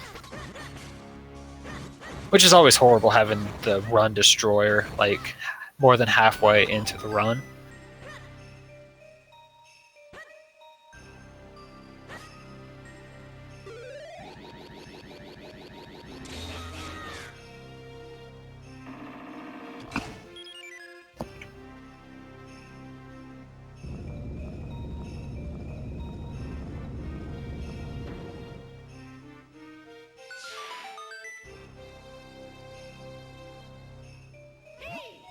Hero.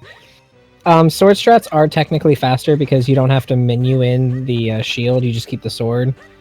But it also has, and you'll be able to hit it early, like a few pixels earlier than you would with shield. But it also has a lot more room for error than the shield, and it requires a lot more effort to do as well.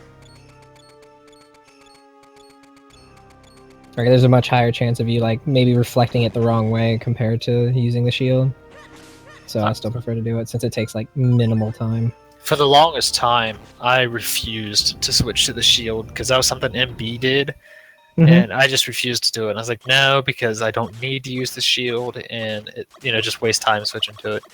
But just the fast, like Octo, if you're in the corner, Octo will activate a lot quicker. But sometimes you'll be in that corner and he'll shoot at you, and I swear the nut will go like right through your sword and hit you. So that's why, after having that happen to me so many times, I was like, okay, yeah, just screw it. I'm going to go with the shield. It's so much safer. It's impossible for the nut to just magically go through my sword attack. So.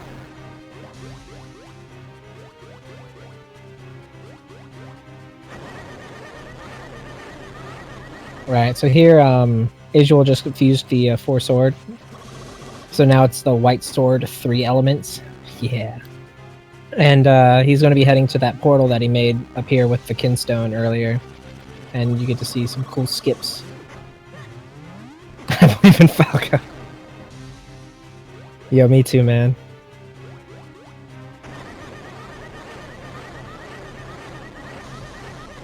Alright, so Mopey's having a pretty good blue chew, actually.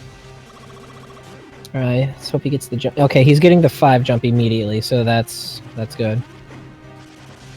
He can act like that blue chew can actually legitimately just start, charging you, and then doing the 5 jump, like after he charges at you a bit, so that it's impossible for you to actually inhale and make him off balance before he gets his electricity back, which is the worst.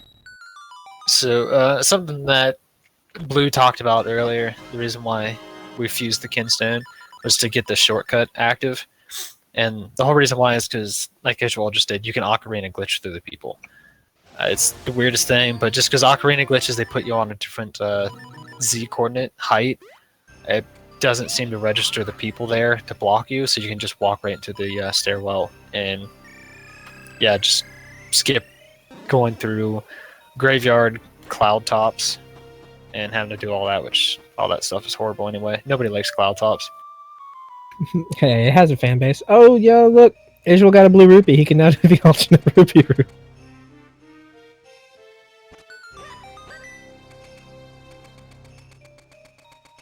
So it looks like Isuall actually had a pretty good first room of Palace of Winds. Like, that room can be absolutely a nightmare because the P-hats, there's so many of them, they can knock you off. The Stalfos can break your clones.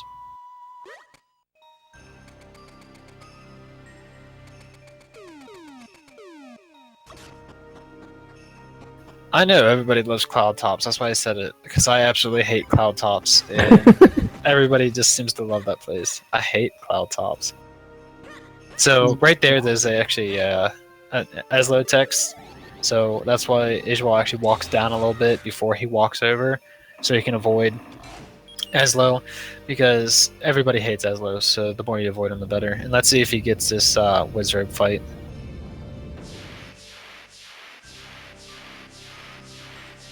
Oh, he almost had it. Oh, no. Okay, but he gets the... Oh, well, he had the spin attack. Yeah, he had a good spin attack lined up until he walked into him. Oh, well, that's a bad strategy anyway. Somebody needs to come up with a better one. That's one of the reasons why we need to save bombs for the features. This fight right here. So now Mopey's heading into the... Oh, jeez. Now Mopey's heading into the big Octo fight. So we'll see how many inks he gets. We're all hoping for 0 ink. Nothing's more hype than seeing somebody get good RNG.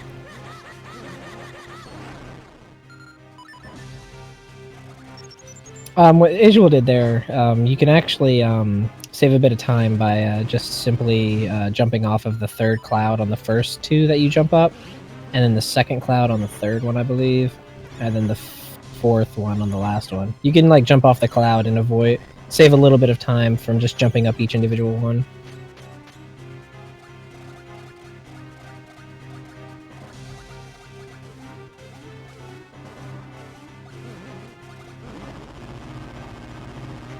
Alright, so let's see here. Alright, so Mopey's about to finish the second phase. You know, out of all the jumps in this game, this is the one that terrifies me the most. Because I don't know how many times I've messed up that jump that Isuall just did. Yeah, and the crows can knock you off even if you do get it. Yeah, and it sucks too, because if you miss that jump, that platform moves so slow and it's got such a long distance to travel. You're just... Yeah, it's pretty much run over. Or I can imagine like somebody maybe falling off during that auto scroller section as well, because it's similar, where it's just such a lot of time wasted. And yeah, I've done that so many times because it's so slow. I get bored, and I'll just be sitting there jumping up and down with the Rockscape. There's been a few times I've just hit one of the roll cages and flipped under. I'm like, "Oh, you kidding me?" This game has made me cry multiple times because of my own stupidity. So here is like the second reason why we need the power bracelets, just to push these pots around and do this pot puzzle. And Mopey's also just got 1 ink. So let's hope that he gets the 2 boulders now. Okay. It's a good thing that Isuall has a fairy. Cause I was literally about to say that. I don't even know how he's taking so much damage. I blame it hers for Mysterio's Minish too. That game is so good though. I don't understand why you hate so much, Zelda. Alright, so Mopey's 131.06 on the water element. And this is probably the weirdest clouds of all of them, because you can just go right up against the wall and jump up there. Because the trigger to actually go into the next area is just right there. And Isuall is going to do the... Is he going I don't know what to call that. Yeah, one cycle. There you go. Oh, he's going for it. You damage boost through the spikes, but this is more. I think the boots strat is more recent, isn't it? Yeah, the boot strat, because you know I'm not smart enough to come up with something like using boots. I just rolled through the spikes. I've done that too. Isuall just jump and then just fly clean off and die.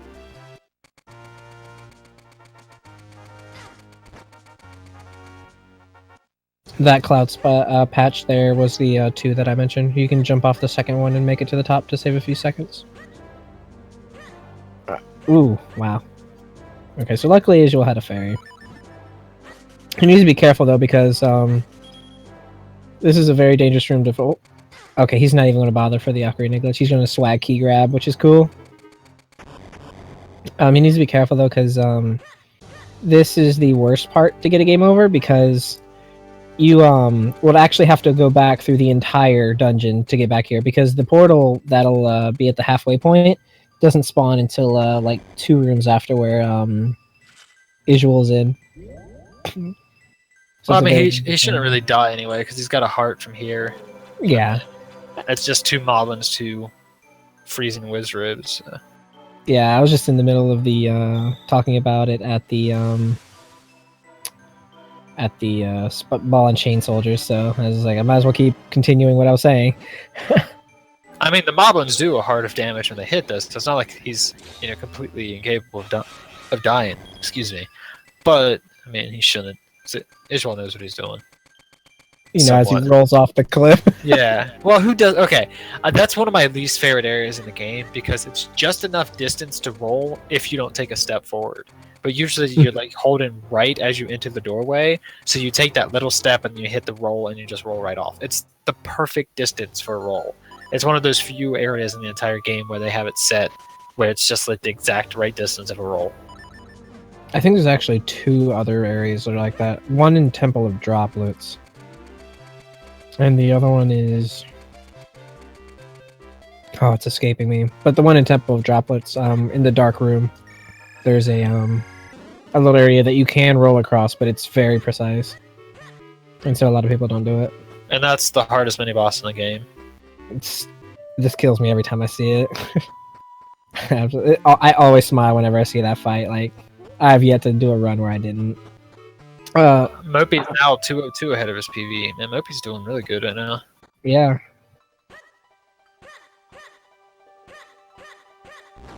Does he have a fairy?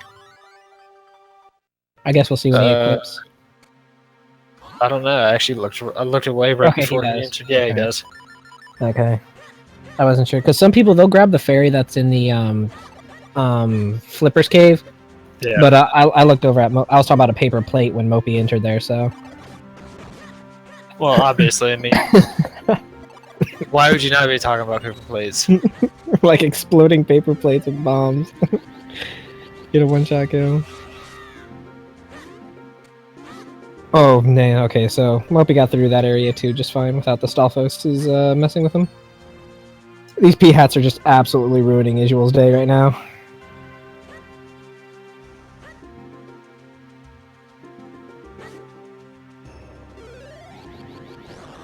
I also found that area that Isuall's in has some weird, like, I guess, like, visual kind of, things, because, like, I swear, like, I could be completely below them, but I'll just randomly explode on those spike balls. Alright, Isuall's in a very dangerous room that he just dealt with no problem.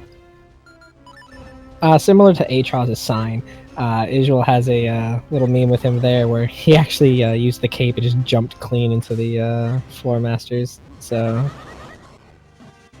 it's good that he got out of there just fine. Actually had a really good room. He was able to shoot both of them really quickly. Oh! Mopey, look at Mopey! Oh! MopeyJoe got it! That is absolutely fantastic. Seeing that fight done just flawlessly is just so cool. Yeah, that's the only good thing about that strategy is it looks pretty cool when it's done correctly. The only good thing, and all the time it saves. I still hate that strategy.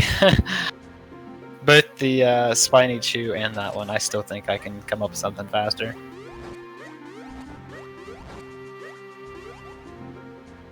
Does that mean you're about to come back to the game? Absolutely not. No.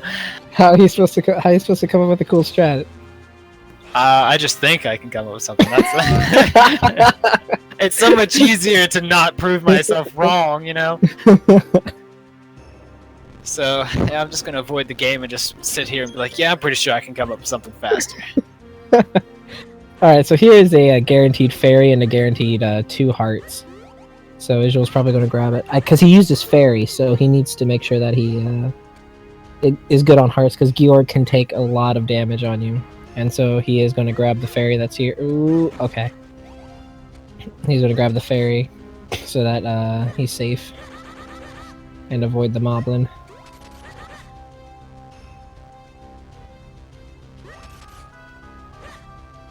He was like, you put me through all that pain and effort and learning the strat, now you want to get rid of it? I hated the bombs strat for the spiny cheese because it required us to learn or to get another bomb drop. So yeah, getting that down to 0 bombs, that saved us so much time, because not only was the 0 bombs faster, it also required less bomb pickups. So that's why I did it here, Fred. It was mainly just to make you sad, but it was also to, you know, go faster. I can't believe Isuall. Yeah, I can't believe Isuall actually copied himself like that. On this flight, the whole objective is right there. You'll see like 8 circles. It's kind of hard to see now because it's frozen, but there we go. So they're right there. 8 eyeballs will open up, and well, like a set of eyeballs will open up, and you have to hit all 4 of them, and then it'll turn all of them into 8 eyeballs, and then you just have to sit there and attack them. The best way to copy yourself is with like a split in between your clones and you, where, you know, you clone then a split, just so it's so much easier to hit all the like groupings that he has. You can hit him how Isuall did it, it's just a little bit harder, so that's why I was surprised that he did the triple one like that. But it's after you hit the red one, open up his eyeballs, you just beat the crap out of him, then you land on the blue one. If you time a spin attack correctly, you can hit his eyeball twice, and that will do the damage you need on the blue Georg to finish his phase up. And the red Georg, the fastest way to do this fight is to never lose your clones, because having to re-clone just wastes time. And also another way to lose time is if you get hit by those green guys or your sword gets hit, so you lose your spin attack. It's a pretty straightforward fight. It's actually probably my favorite fight in the entire game, but it's one of the more annoying ones. Bringing up another point that I made near the start, you'll notice that after he destroys the blue Georgs, which I think are actually called like the male Georgs, he starts charging his sword immediately, so that by the time the blue one brings him back, he's already got his sword charged. That just brings back with the point earlier that I was talking about when they first fused their swords to get the clones, that they might start charging their sword a little early so that they save time on having to wait for it to finish. But that Georg fight was actually really good. I think the only thing that was like bad about it was he charged his sword vertically, so his sword kept poking the little green ones that came down in the last phase, so he would lose his charge. But other than that, that was a fantastic fight. Yeah, the only thing that I really saw wrong was, like you said, him losing the charge, and just because how he was cloning himself, he bounced off the eyeballs. If you don't hit the eyeballs correctly, they'll turn, like, they'll close, and then you'll see Link hit them and kind of bounce off. And that just wastes a little bit of time, because after you do that, he, you know, reopens his eyes and everything. Mopey missed time placing the bombs, and so it followed him down there. But actually, he's doing pretty good. Oh, okay. That's actually really well done. See, I think we're about to see a bombless strat for that Wizrobe fight in a little bit.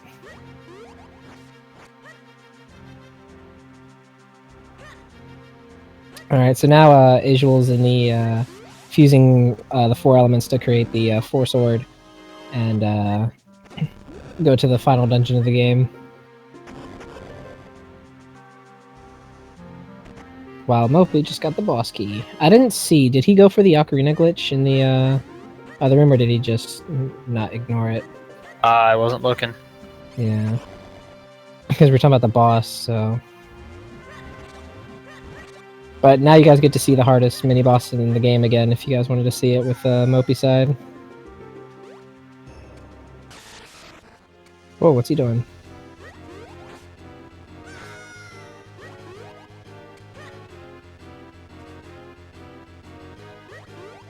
Looks like MopeyJoe's doing a slightly different strategy.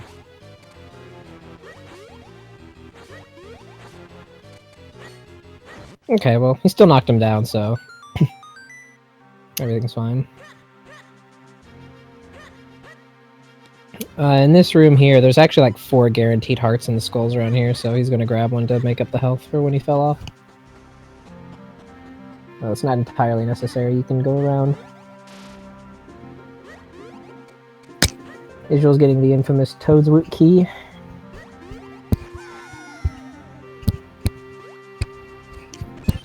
What is that noise, Blue?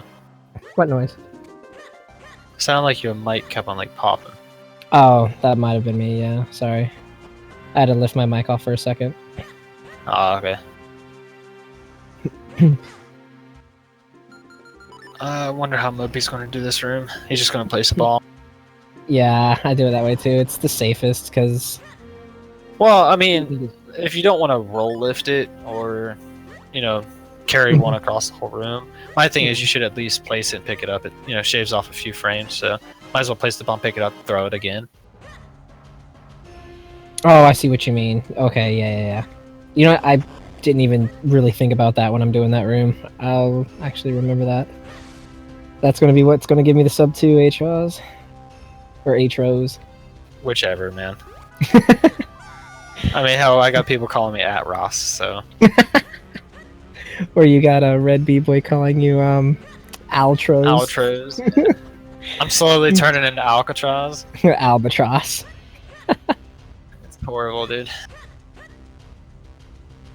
Alright, so Mopey's coming up to the Floor Master room, and Isuall's entering the final dungeon of the game, Dark Hyrule Castle. Ooh, I hate it when they dodge. Okay. And now Mopey got the 5 rupee. Isuall going for some pro strats. Fastest movement is when you're on fire. And a really good ocarina glitch. Which is actually factual. I don't know if you guys have ever been set on fire, but I don't think I've ever moved faster in my life, so... This game this game has its facts right.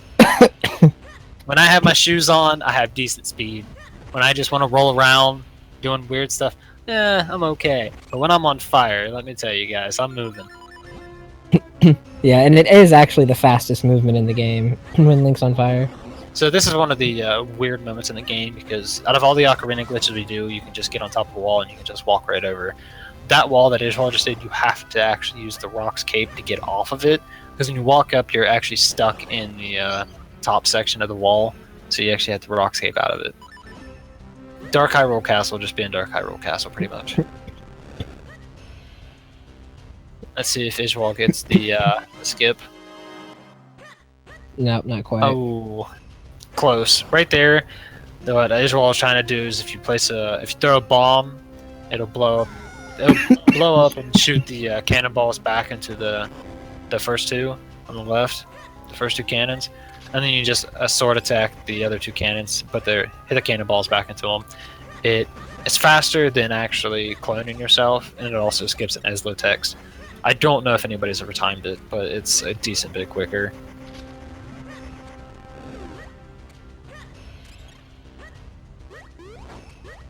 Alright, so we'll get to see MopeyJoe do the Georg fight. Hopefully he does his as well as Isuall did.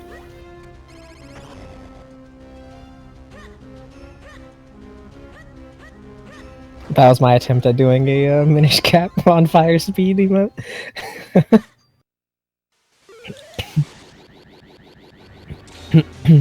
Alright, so Isuall left the Dark Hyrule Castle and came back in, so that way when he does save and quit, it actually brings him there. If he saves and quit before exiting and entering at that part, it actually sends him back to where he first entered the dungeon where he fused the Four Sword.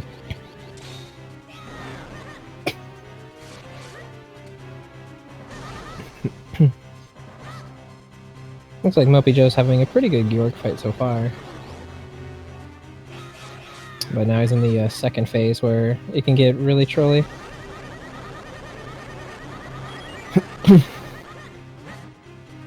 There is actually a way that if you get a certain pattern, you can use a single link to reveal the eyes. But there's only 3 specific pixels that you can do it on. And it has to be with all 3 of them like kind of side by side, like 2 at the top at the side and 1 to the bottom corner of them. Yeah, it has to be the one closest to you, and then like the next 2 like away. So how Link swings a sword, it needs to be in that exact pattern of him swinging a sword, and then it'll just hit. And even then, it's still pretty precise. It's not like once you get that, it's like, oh, okay, this is easy. You still have to be pretty precise where you're standing. And sometimes you may want to just not even bother with it because you could be charging your sword at the same time. So it's very situational when you could use that strat, like right here. Like if, for example, he would have gotten shot while he just finished charging, then he might be able to go for doing it with a solo.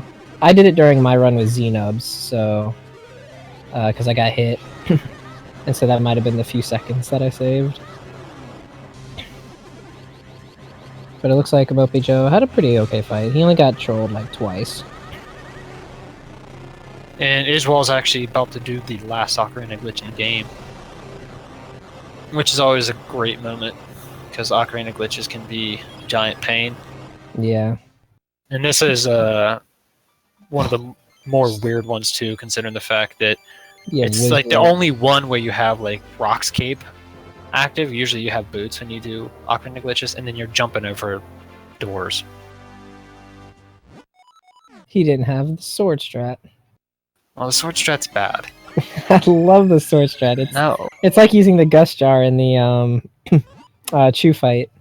So one thing that I really hate about that fight, because it's happened to me before, and I don't think I've ever face-palmed harder in my life, that double ball and chain guy right there, after you kill him, a portal spawns. Well, if you happen to hit that portal, it'll actually deactivate your Ocarina glitch. So, I've actually had that happen where I killed those 2 and I was standing on the spot, the portal popped up, it'll instantly take you into the portal. It's not like you have to walk off it and back on or anything. Mm-hmm. And it'll warp you through, and you lose your Ocarina glitch, which makes the dungeon a lot more annoying. Oh, okay, he only got hit by the first one. That would have okay, so that tornado sword or gust gash or air slash It actually does 3 hearts of damage, but it can hit twice immediately. So it can do like 6 hearts of damage immediately. And so if that second hit would have landed on Isuall, he actually would have died. But he was actually able to avoid the second hit, luckily. It would have done the exact amount of damage he had. I don't know. See, out of everything that happened, I think I was more impressed by the fact that MopeyJoe got a 1 cycle on the guards. Oh yeah, he's been practicing that for the. Yeah, in the US version, the guards are like snipers. They can see you through like walls.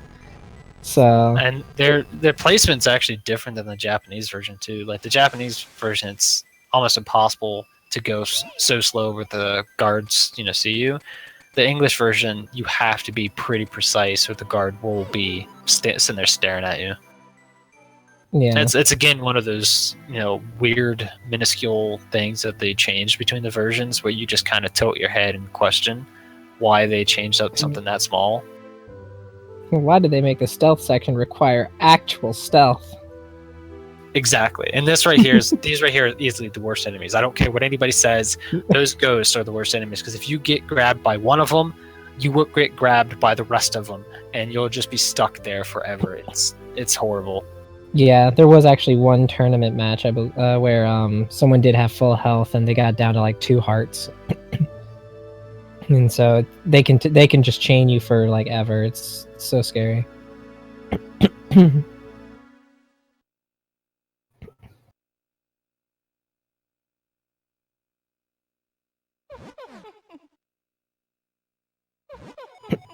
I feel like Escort would be proud of me for that.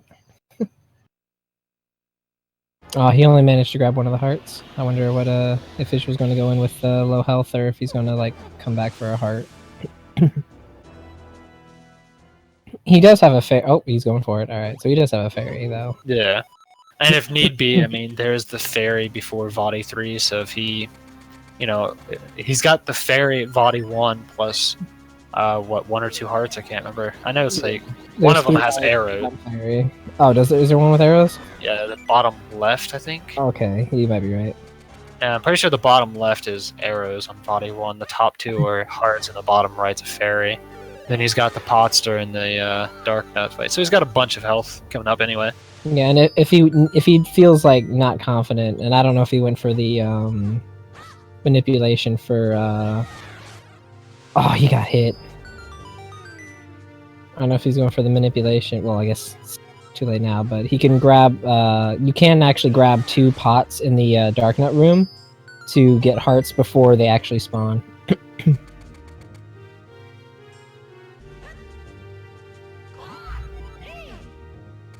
Okay, so he's not gonna bother. Oh, this is scary. Looks like he's doing okay. Oh no. Okay, so he did die once. What did he even get hit by there? I saw him jump and then he just died. Like 2 of them swung their swords. Oh, okay. They just stabbed forward while he was there.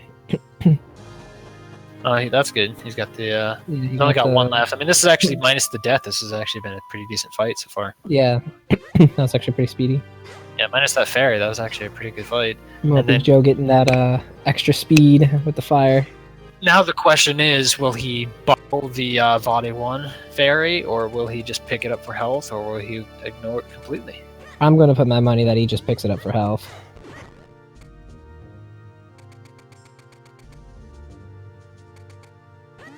I mean, I think he's gonna do it after he does the first phase.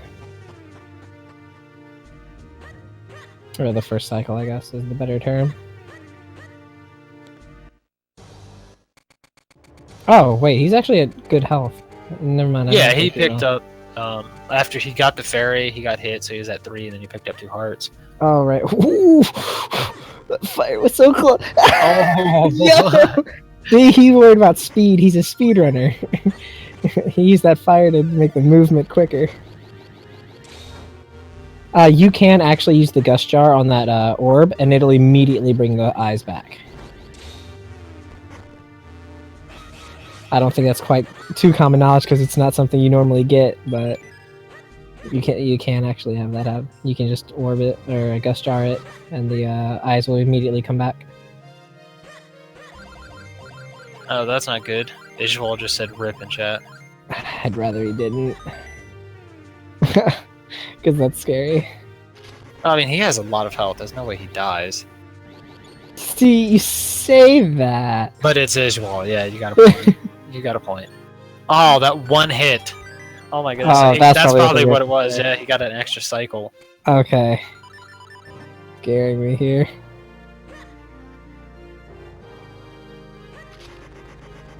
Yeah, I don't see. That's another random difference that they made in this game. The floor masters have extra health, and so do the eyeballs on Vadi 1, which is just so silly. Not just that, but there's no fairy or hearts or any jars at all in the Vadi 1 fight either. So not only does he take more hits, but there's no hearts either.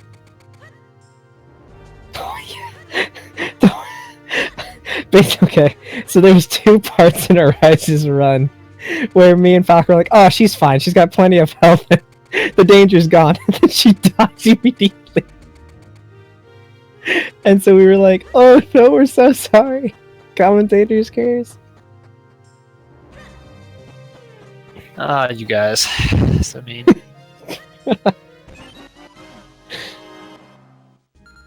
No, there was only 2 times when we said it. At least to my knowledge, at least. There could have been more. Then again, I don't seem to remember a lot of things that I say during these runs. Alright, so Mopey's doing... Oh, okay, so what Mopey just had is another difference between the US and Japanese version.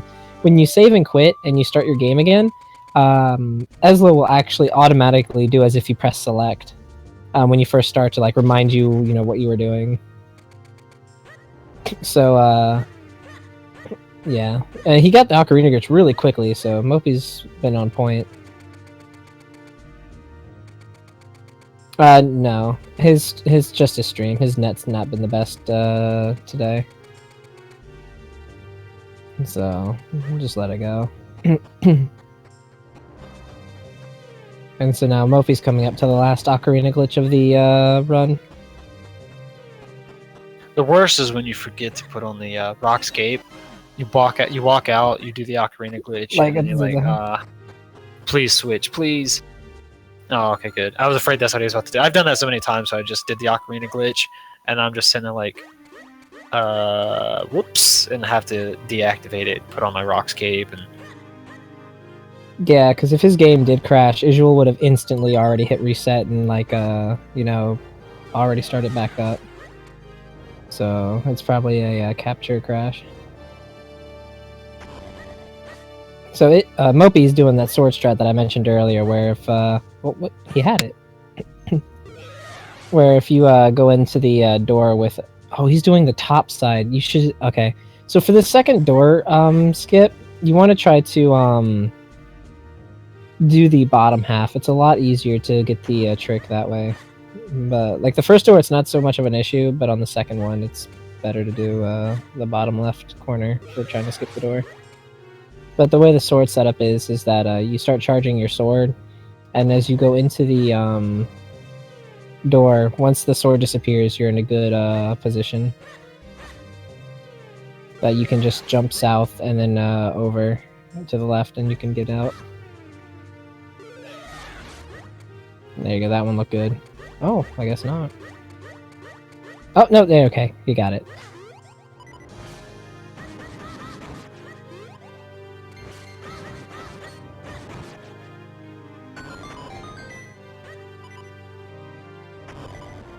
Alright, so, here you're gonna see him roll, so that way the Ocarina glitch that's still active, has, that ground as, the set, tile that, Link's walking on, and that way he can just walk across the pits. And ooh, I'm surprised that one worked.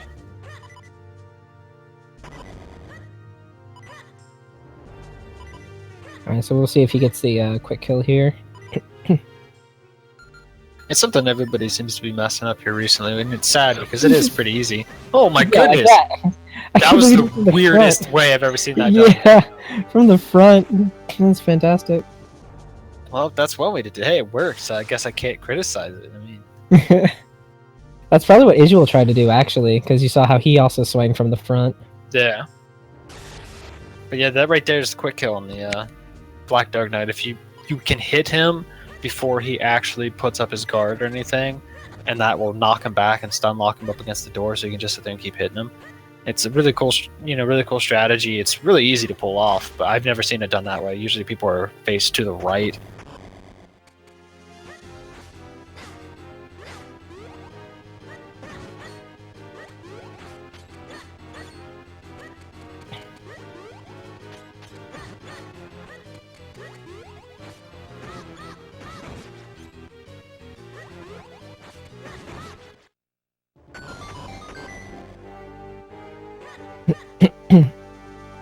Alright, so now MopeyJoe's in the last 2 rooms to get to the last small key before he heads to the boss key room.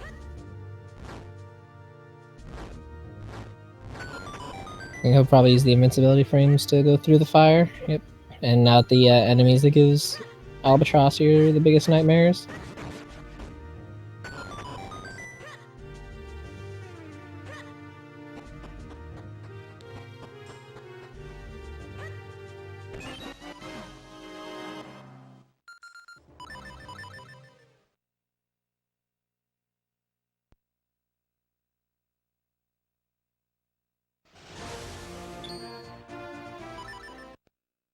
Oh, that's not good. Isuall said in chat that he died. Well, I died trying to fix this thing. LOL. Got none. Not even in my house. Dude, Isuall, if you could just finish it up and take a picture, I'm sure most people would believe you. Like, just finish, take a picture of like your game and your time.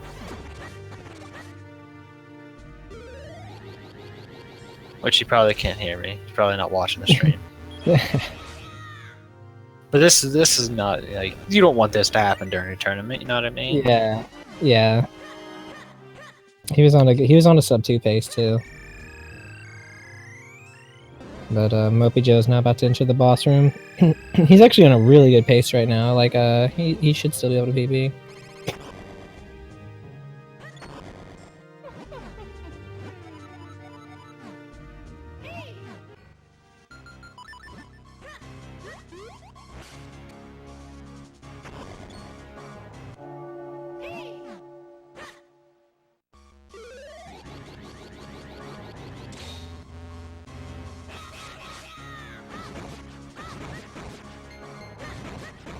There you go. Here, Fred just told him. Oh to yeah. Do what I was saying. He said, "Okay, I can do that. That's good." I mean, this is a good enough community where I'm going to trust people if they take a picture, or even if you just put like .done in IRC, like I'd still believe him. Yeah, and it's not like he's like not a veteran, you know. Yeah, and I mean, he was on Vadi too, so it's not like he just started the race and then an hour and a half later he's .donned or something. Yeah. He's like what, number 4 in the world right now, or number 5? I have no idea. He's seed number 3 though in the tournament. Yeah, I haven't paid attention to. He's doing pretty.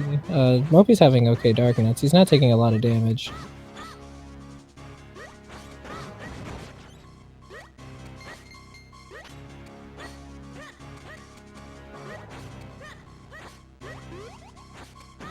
Okay, so dark nuts gave him a little bit of an issue at the end there, but he's grabbing hearts for safety.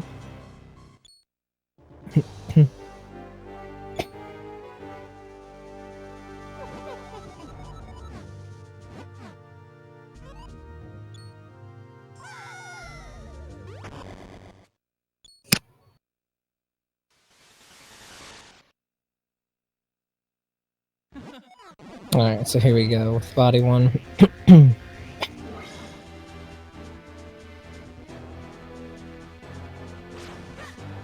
What really bothers me is if you, okay, so if you had the powers he had and you decided to transform into, like, 3 things, why on earth would they look like this? The first one, I think the first one looks pretty cool. The second one, that's just a giant ball, like, with balls around. Like, that makes no sense. Why would you think, yeah, this is what I want to be? And then Vadi 3 just... Yeah, Vadi 3 is pretty much just as bad. That was an interesting pattern from Mopey there. Oh, what the?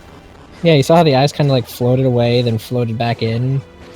Oh, no, I was referring to what just happened. I could have sworn that he just sucked in all the darkness or whatever, and then it looked like Whoa, you're right. I just saw Yeah. it. What just happened? It looked like he sucked in all the darkness, and then he stopped at the gust jar, and all 4 of them had darkness. All right, so around this them. is one of the lesser known differences between U.S. and Japanese. That was weird. That's actually, yeah, I've never seen anything like that before. I mean, I know if you start late, or maybe if you end early, some of them will still have the darkness on there. But I haven't seen it before where, like, I actually saw him suck some of it up, and it's like, oh, well, all 4 of them still have it. Haha, screw you. Never seen that before. Yeah. Alright, so actually it looks like the race is actually a lot closer because of the death that Isuall had. They're both now on Vadi 2 at the same time, so it could be up to, you know, just how nice Vadi treats them. Ooh, that's a dangerous one to do.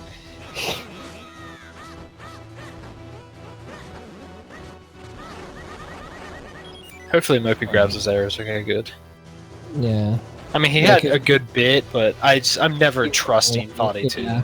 He was running low. Like, if he shoots any extra ones, that he might be low on the last phase. Like, you know, so you saw he spent like 4 extra arrows that the 4 that he needed, so it's good that he grabbed them while they were there. Because it'll save him some headache later from having to farm any.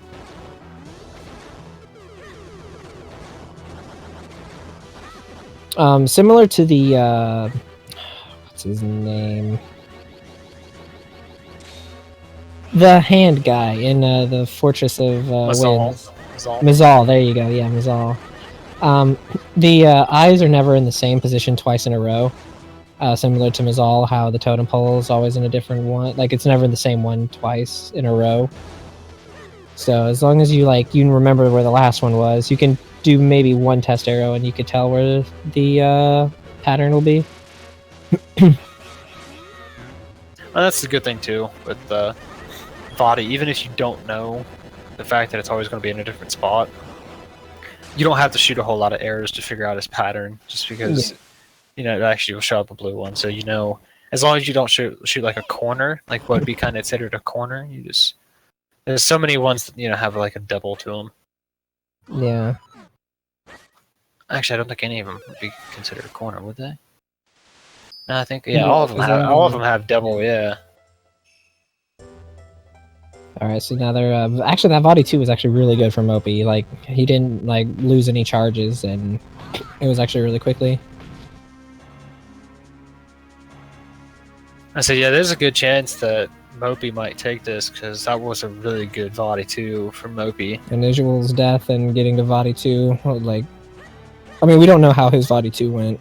Yeah, but I'm just based off how well Mopey's went. I mean, if Isuall didn't have something, like that as well, he's going to be behind. Looks like Mopey's going to go grab a fairy, though. Did he use his fairy, or is he just doing it for safety? Then again, he might not be watching the race, and he's just looking at his own PB pace. Well, he just switched to the cane, and he's still got a fairy, so... Yeah, so he's probably just wanted to heal this for his PB. Yeah. Man, wouldn't it be crazy if that was the difference? That would be. That'd be, a super quick.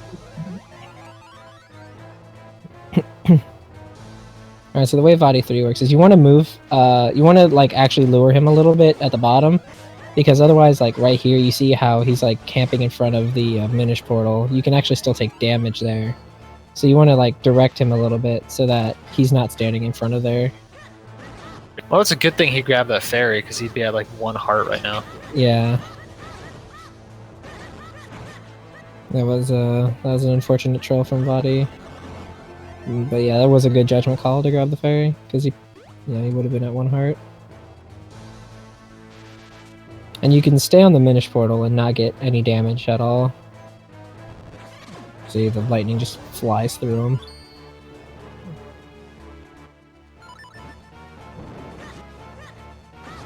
And this is another, because I was talking about how I hate how there's items that we barely use.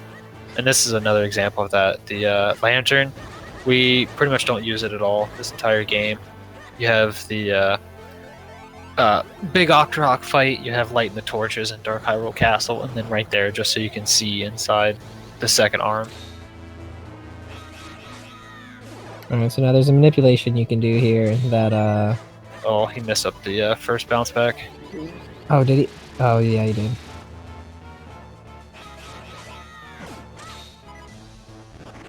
Oh, MopeyJoe just typed in chat, so Yeah. either it's going really bad for him, or he just like really started connecting the stuff and he's done. Yeah.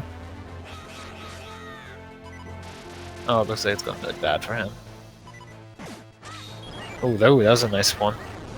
It's so hard to tell when it can actually hit or not, because that was a really weird off angle, and he still managed to hit it. Yeah, I've noticed you can be in a weird angle to like the left of it and do it, but to the right, not so much. And he just did it again. He lined up really far to the left, which is good too, because Vadi was off pretty much the edge of the map. Oh, it looks like Isuall's done. His timer stopped. Nope, never mind. It's going again. And Mopey's done. 1:10:10 93. Nice time, Mopey. Yeah, that's a really good time.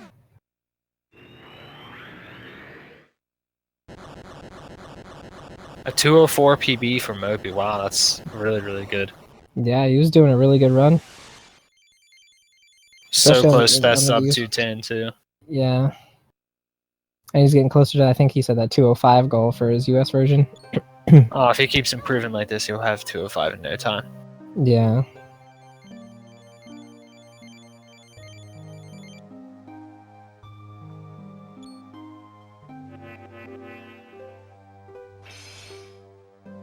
So now we're just sitting here waiting to get word from Isuall to see how it's going for him. Alright, he just finished with a 2:11:59. Oh man, I can't imagine how that Vadi 2 must have been treating him. Yeah, like we said, Mopey's Vadi 2 was really good. Like, he didn't get any bonks or pokes. Everything just went really well. And his Vadi 3, I think he missed only one knockback. Who, Mopey? Yeah. He missed two or three of them. I think two. Yeah. So it wasn't a lot of error there. He got trolled a bit by the inside of the first arm, though. Yeah, the first arm, he got the crap beat out of him in the first arm. Because like I said, it's a good thing he picked up that fairy, because if not, he would have been in like no health. I mean, he still had a bottled fairy anyway, but... Yeah. But it takes some of the pressure off, so you don't have to like have it on your mind.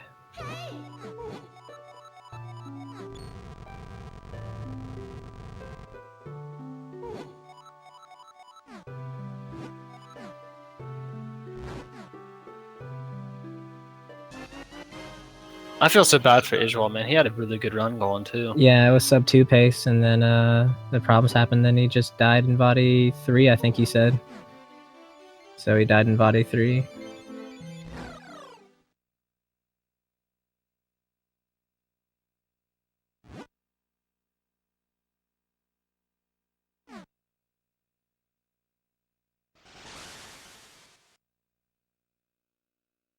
What is this, winner's bracket, loser's bracket?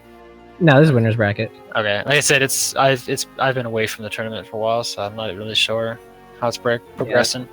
This is winner's bracket, and so now I'll be racing Mopey in the. I'll be racing Mopey because the winner of this match is my opponent. Well, that's good that Isuall's not out of the tournament from something like tech issues. Yeah, he'll be in the loser's bracket. And see here, he'll be against the 19. He'll be against J Coper or Znubs. Like if J Coper, I think he's actually going to be. He's been learning the game, so I don't know how like confident he is with it or not, and if he's going to stick with it. So it's either J Coper or Znubs. Znubs versus Isuall will be an absolute crazy match if that happens, because they'll be really close to each other in skill level. Yeah, that would be a pretty good race. I'm still upset that I missed your race with Z though. I can't believe 2 seconds. 2 seconds. How do you even do that? Yeah. Well, I skipped the ferry. Oh, that's what it was. You went with the risky strats and it paid off. Yeah, I was low on health, I think. I'm not sure, but yeah, I skipped it. Alright. So let's see. So on the schedule, let's see here. See, the next speed gaming event will be at 11 a.m. Eastern time for Metroid Prime, and then at 3 p.m. Eastern for, I believe, a 4-way race in Minish Cap, which will be the Wind Mask versus Mike Ski and Flames Olsen versus Kitty. So that match will be really cool to watch. Like all different skill levels in a 4-way race. It'll be really fun to watch. But the most important thing to remember, the 12-hour challenges start. Oh yeah, the 12-hour challenges start tomorrow, guys. So Minish Cap is a fantastic game to pick up. Not only should you guys be running Minish Cap, if you don't already run it, do it for the 12-hour challenge. But not only that, you got the 12-hour challenge stuff to watch. You got Metroid Prime at 11 and Minish Cap at 3. So you guys got plenty to watch tomorrow. So I expect none of you guys to go to work, none of you guys to go to anything else that you have going on. Just sit at home, vegetating in front of the computer for the next 3 days because the 12-hour challenges plus the tournaments going on. Yeah. And there's like many resources around that you'll be able to find from many different communities. So yeah, hope you guys enjoyed the race and looking forward to tomorrow. So yeah, congrats to MopeyJoe for the win and the fantastic PB. And yeah, I can't wait to see more of his races, man. He keeps PBing like this. It's always nice to see that. I don't know what this tournament's doing, but this tournament's bringing the best out in people, and people are just PBing left and right. Yeah, Willzo sub 2. I shaved 6 minutes off. Falco was on sub 2 pace, so he's like picking going back to grinding at the game. So yeah, stay tuned. You never know what you'll find.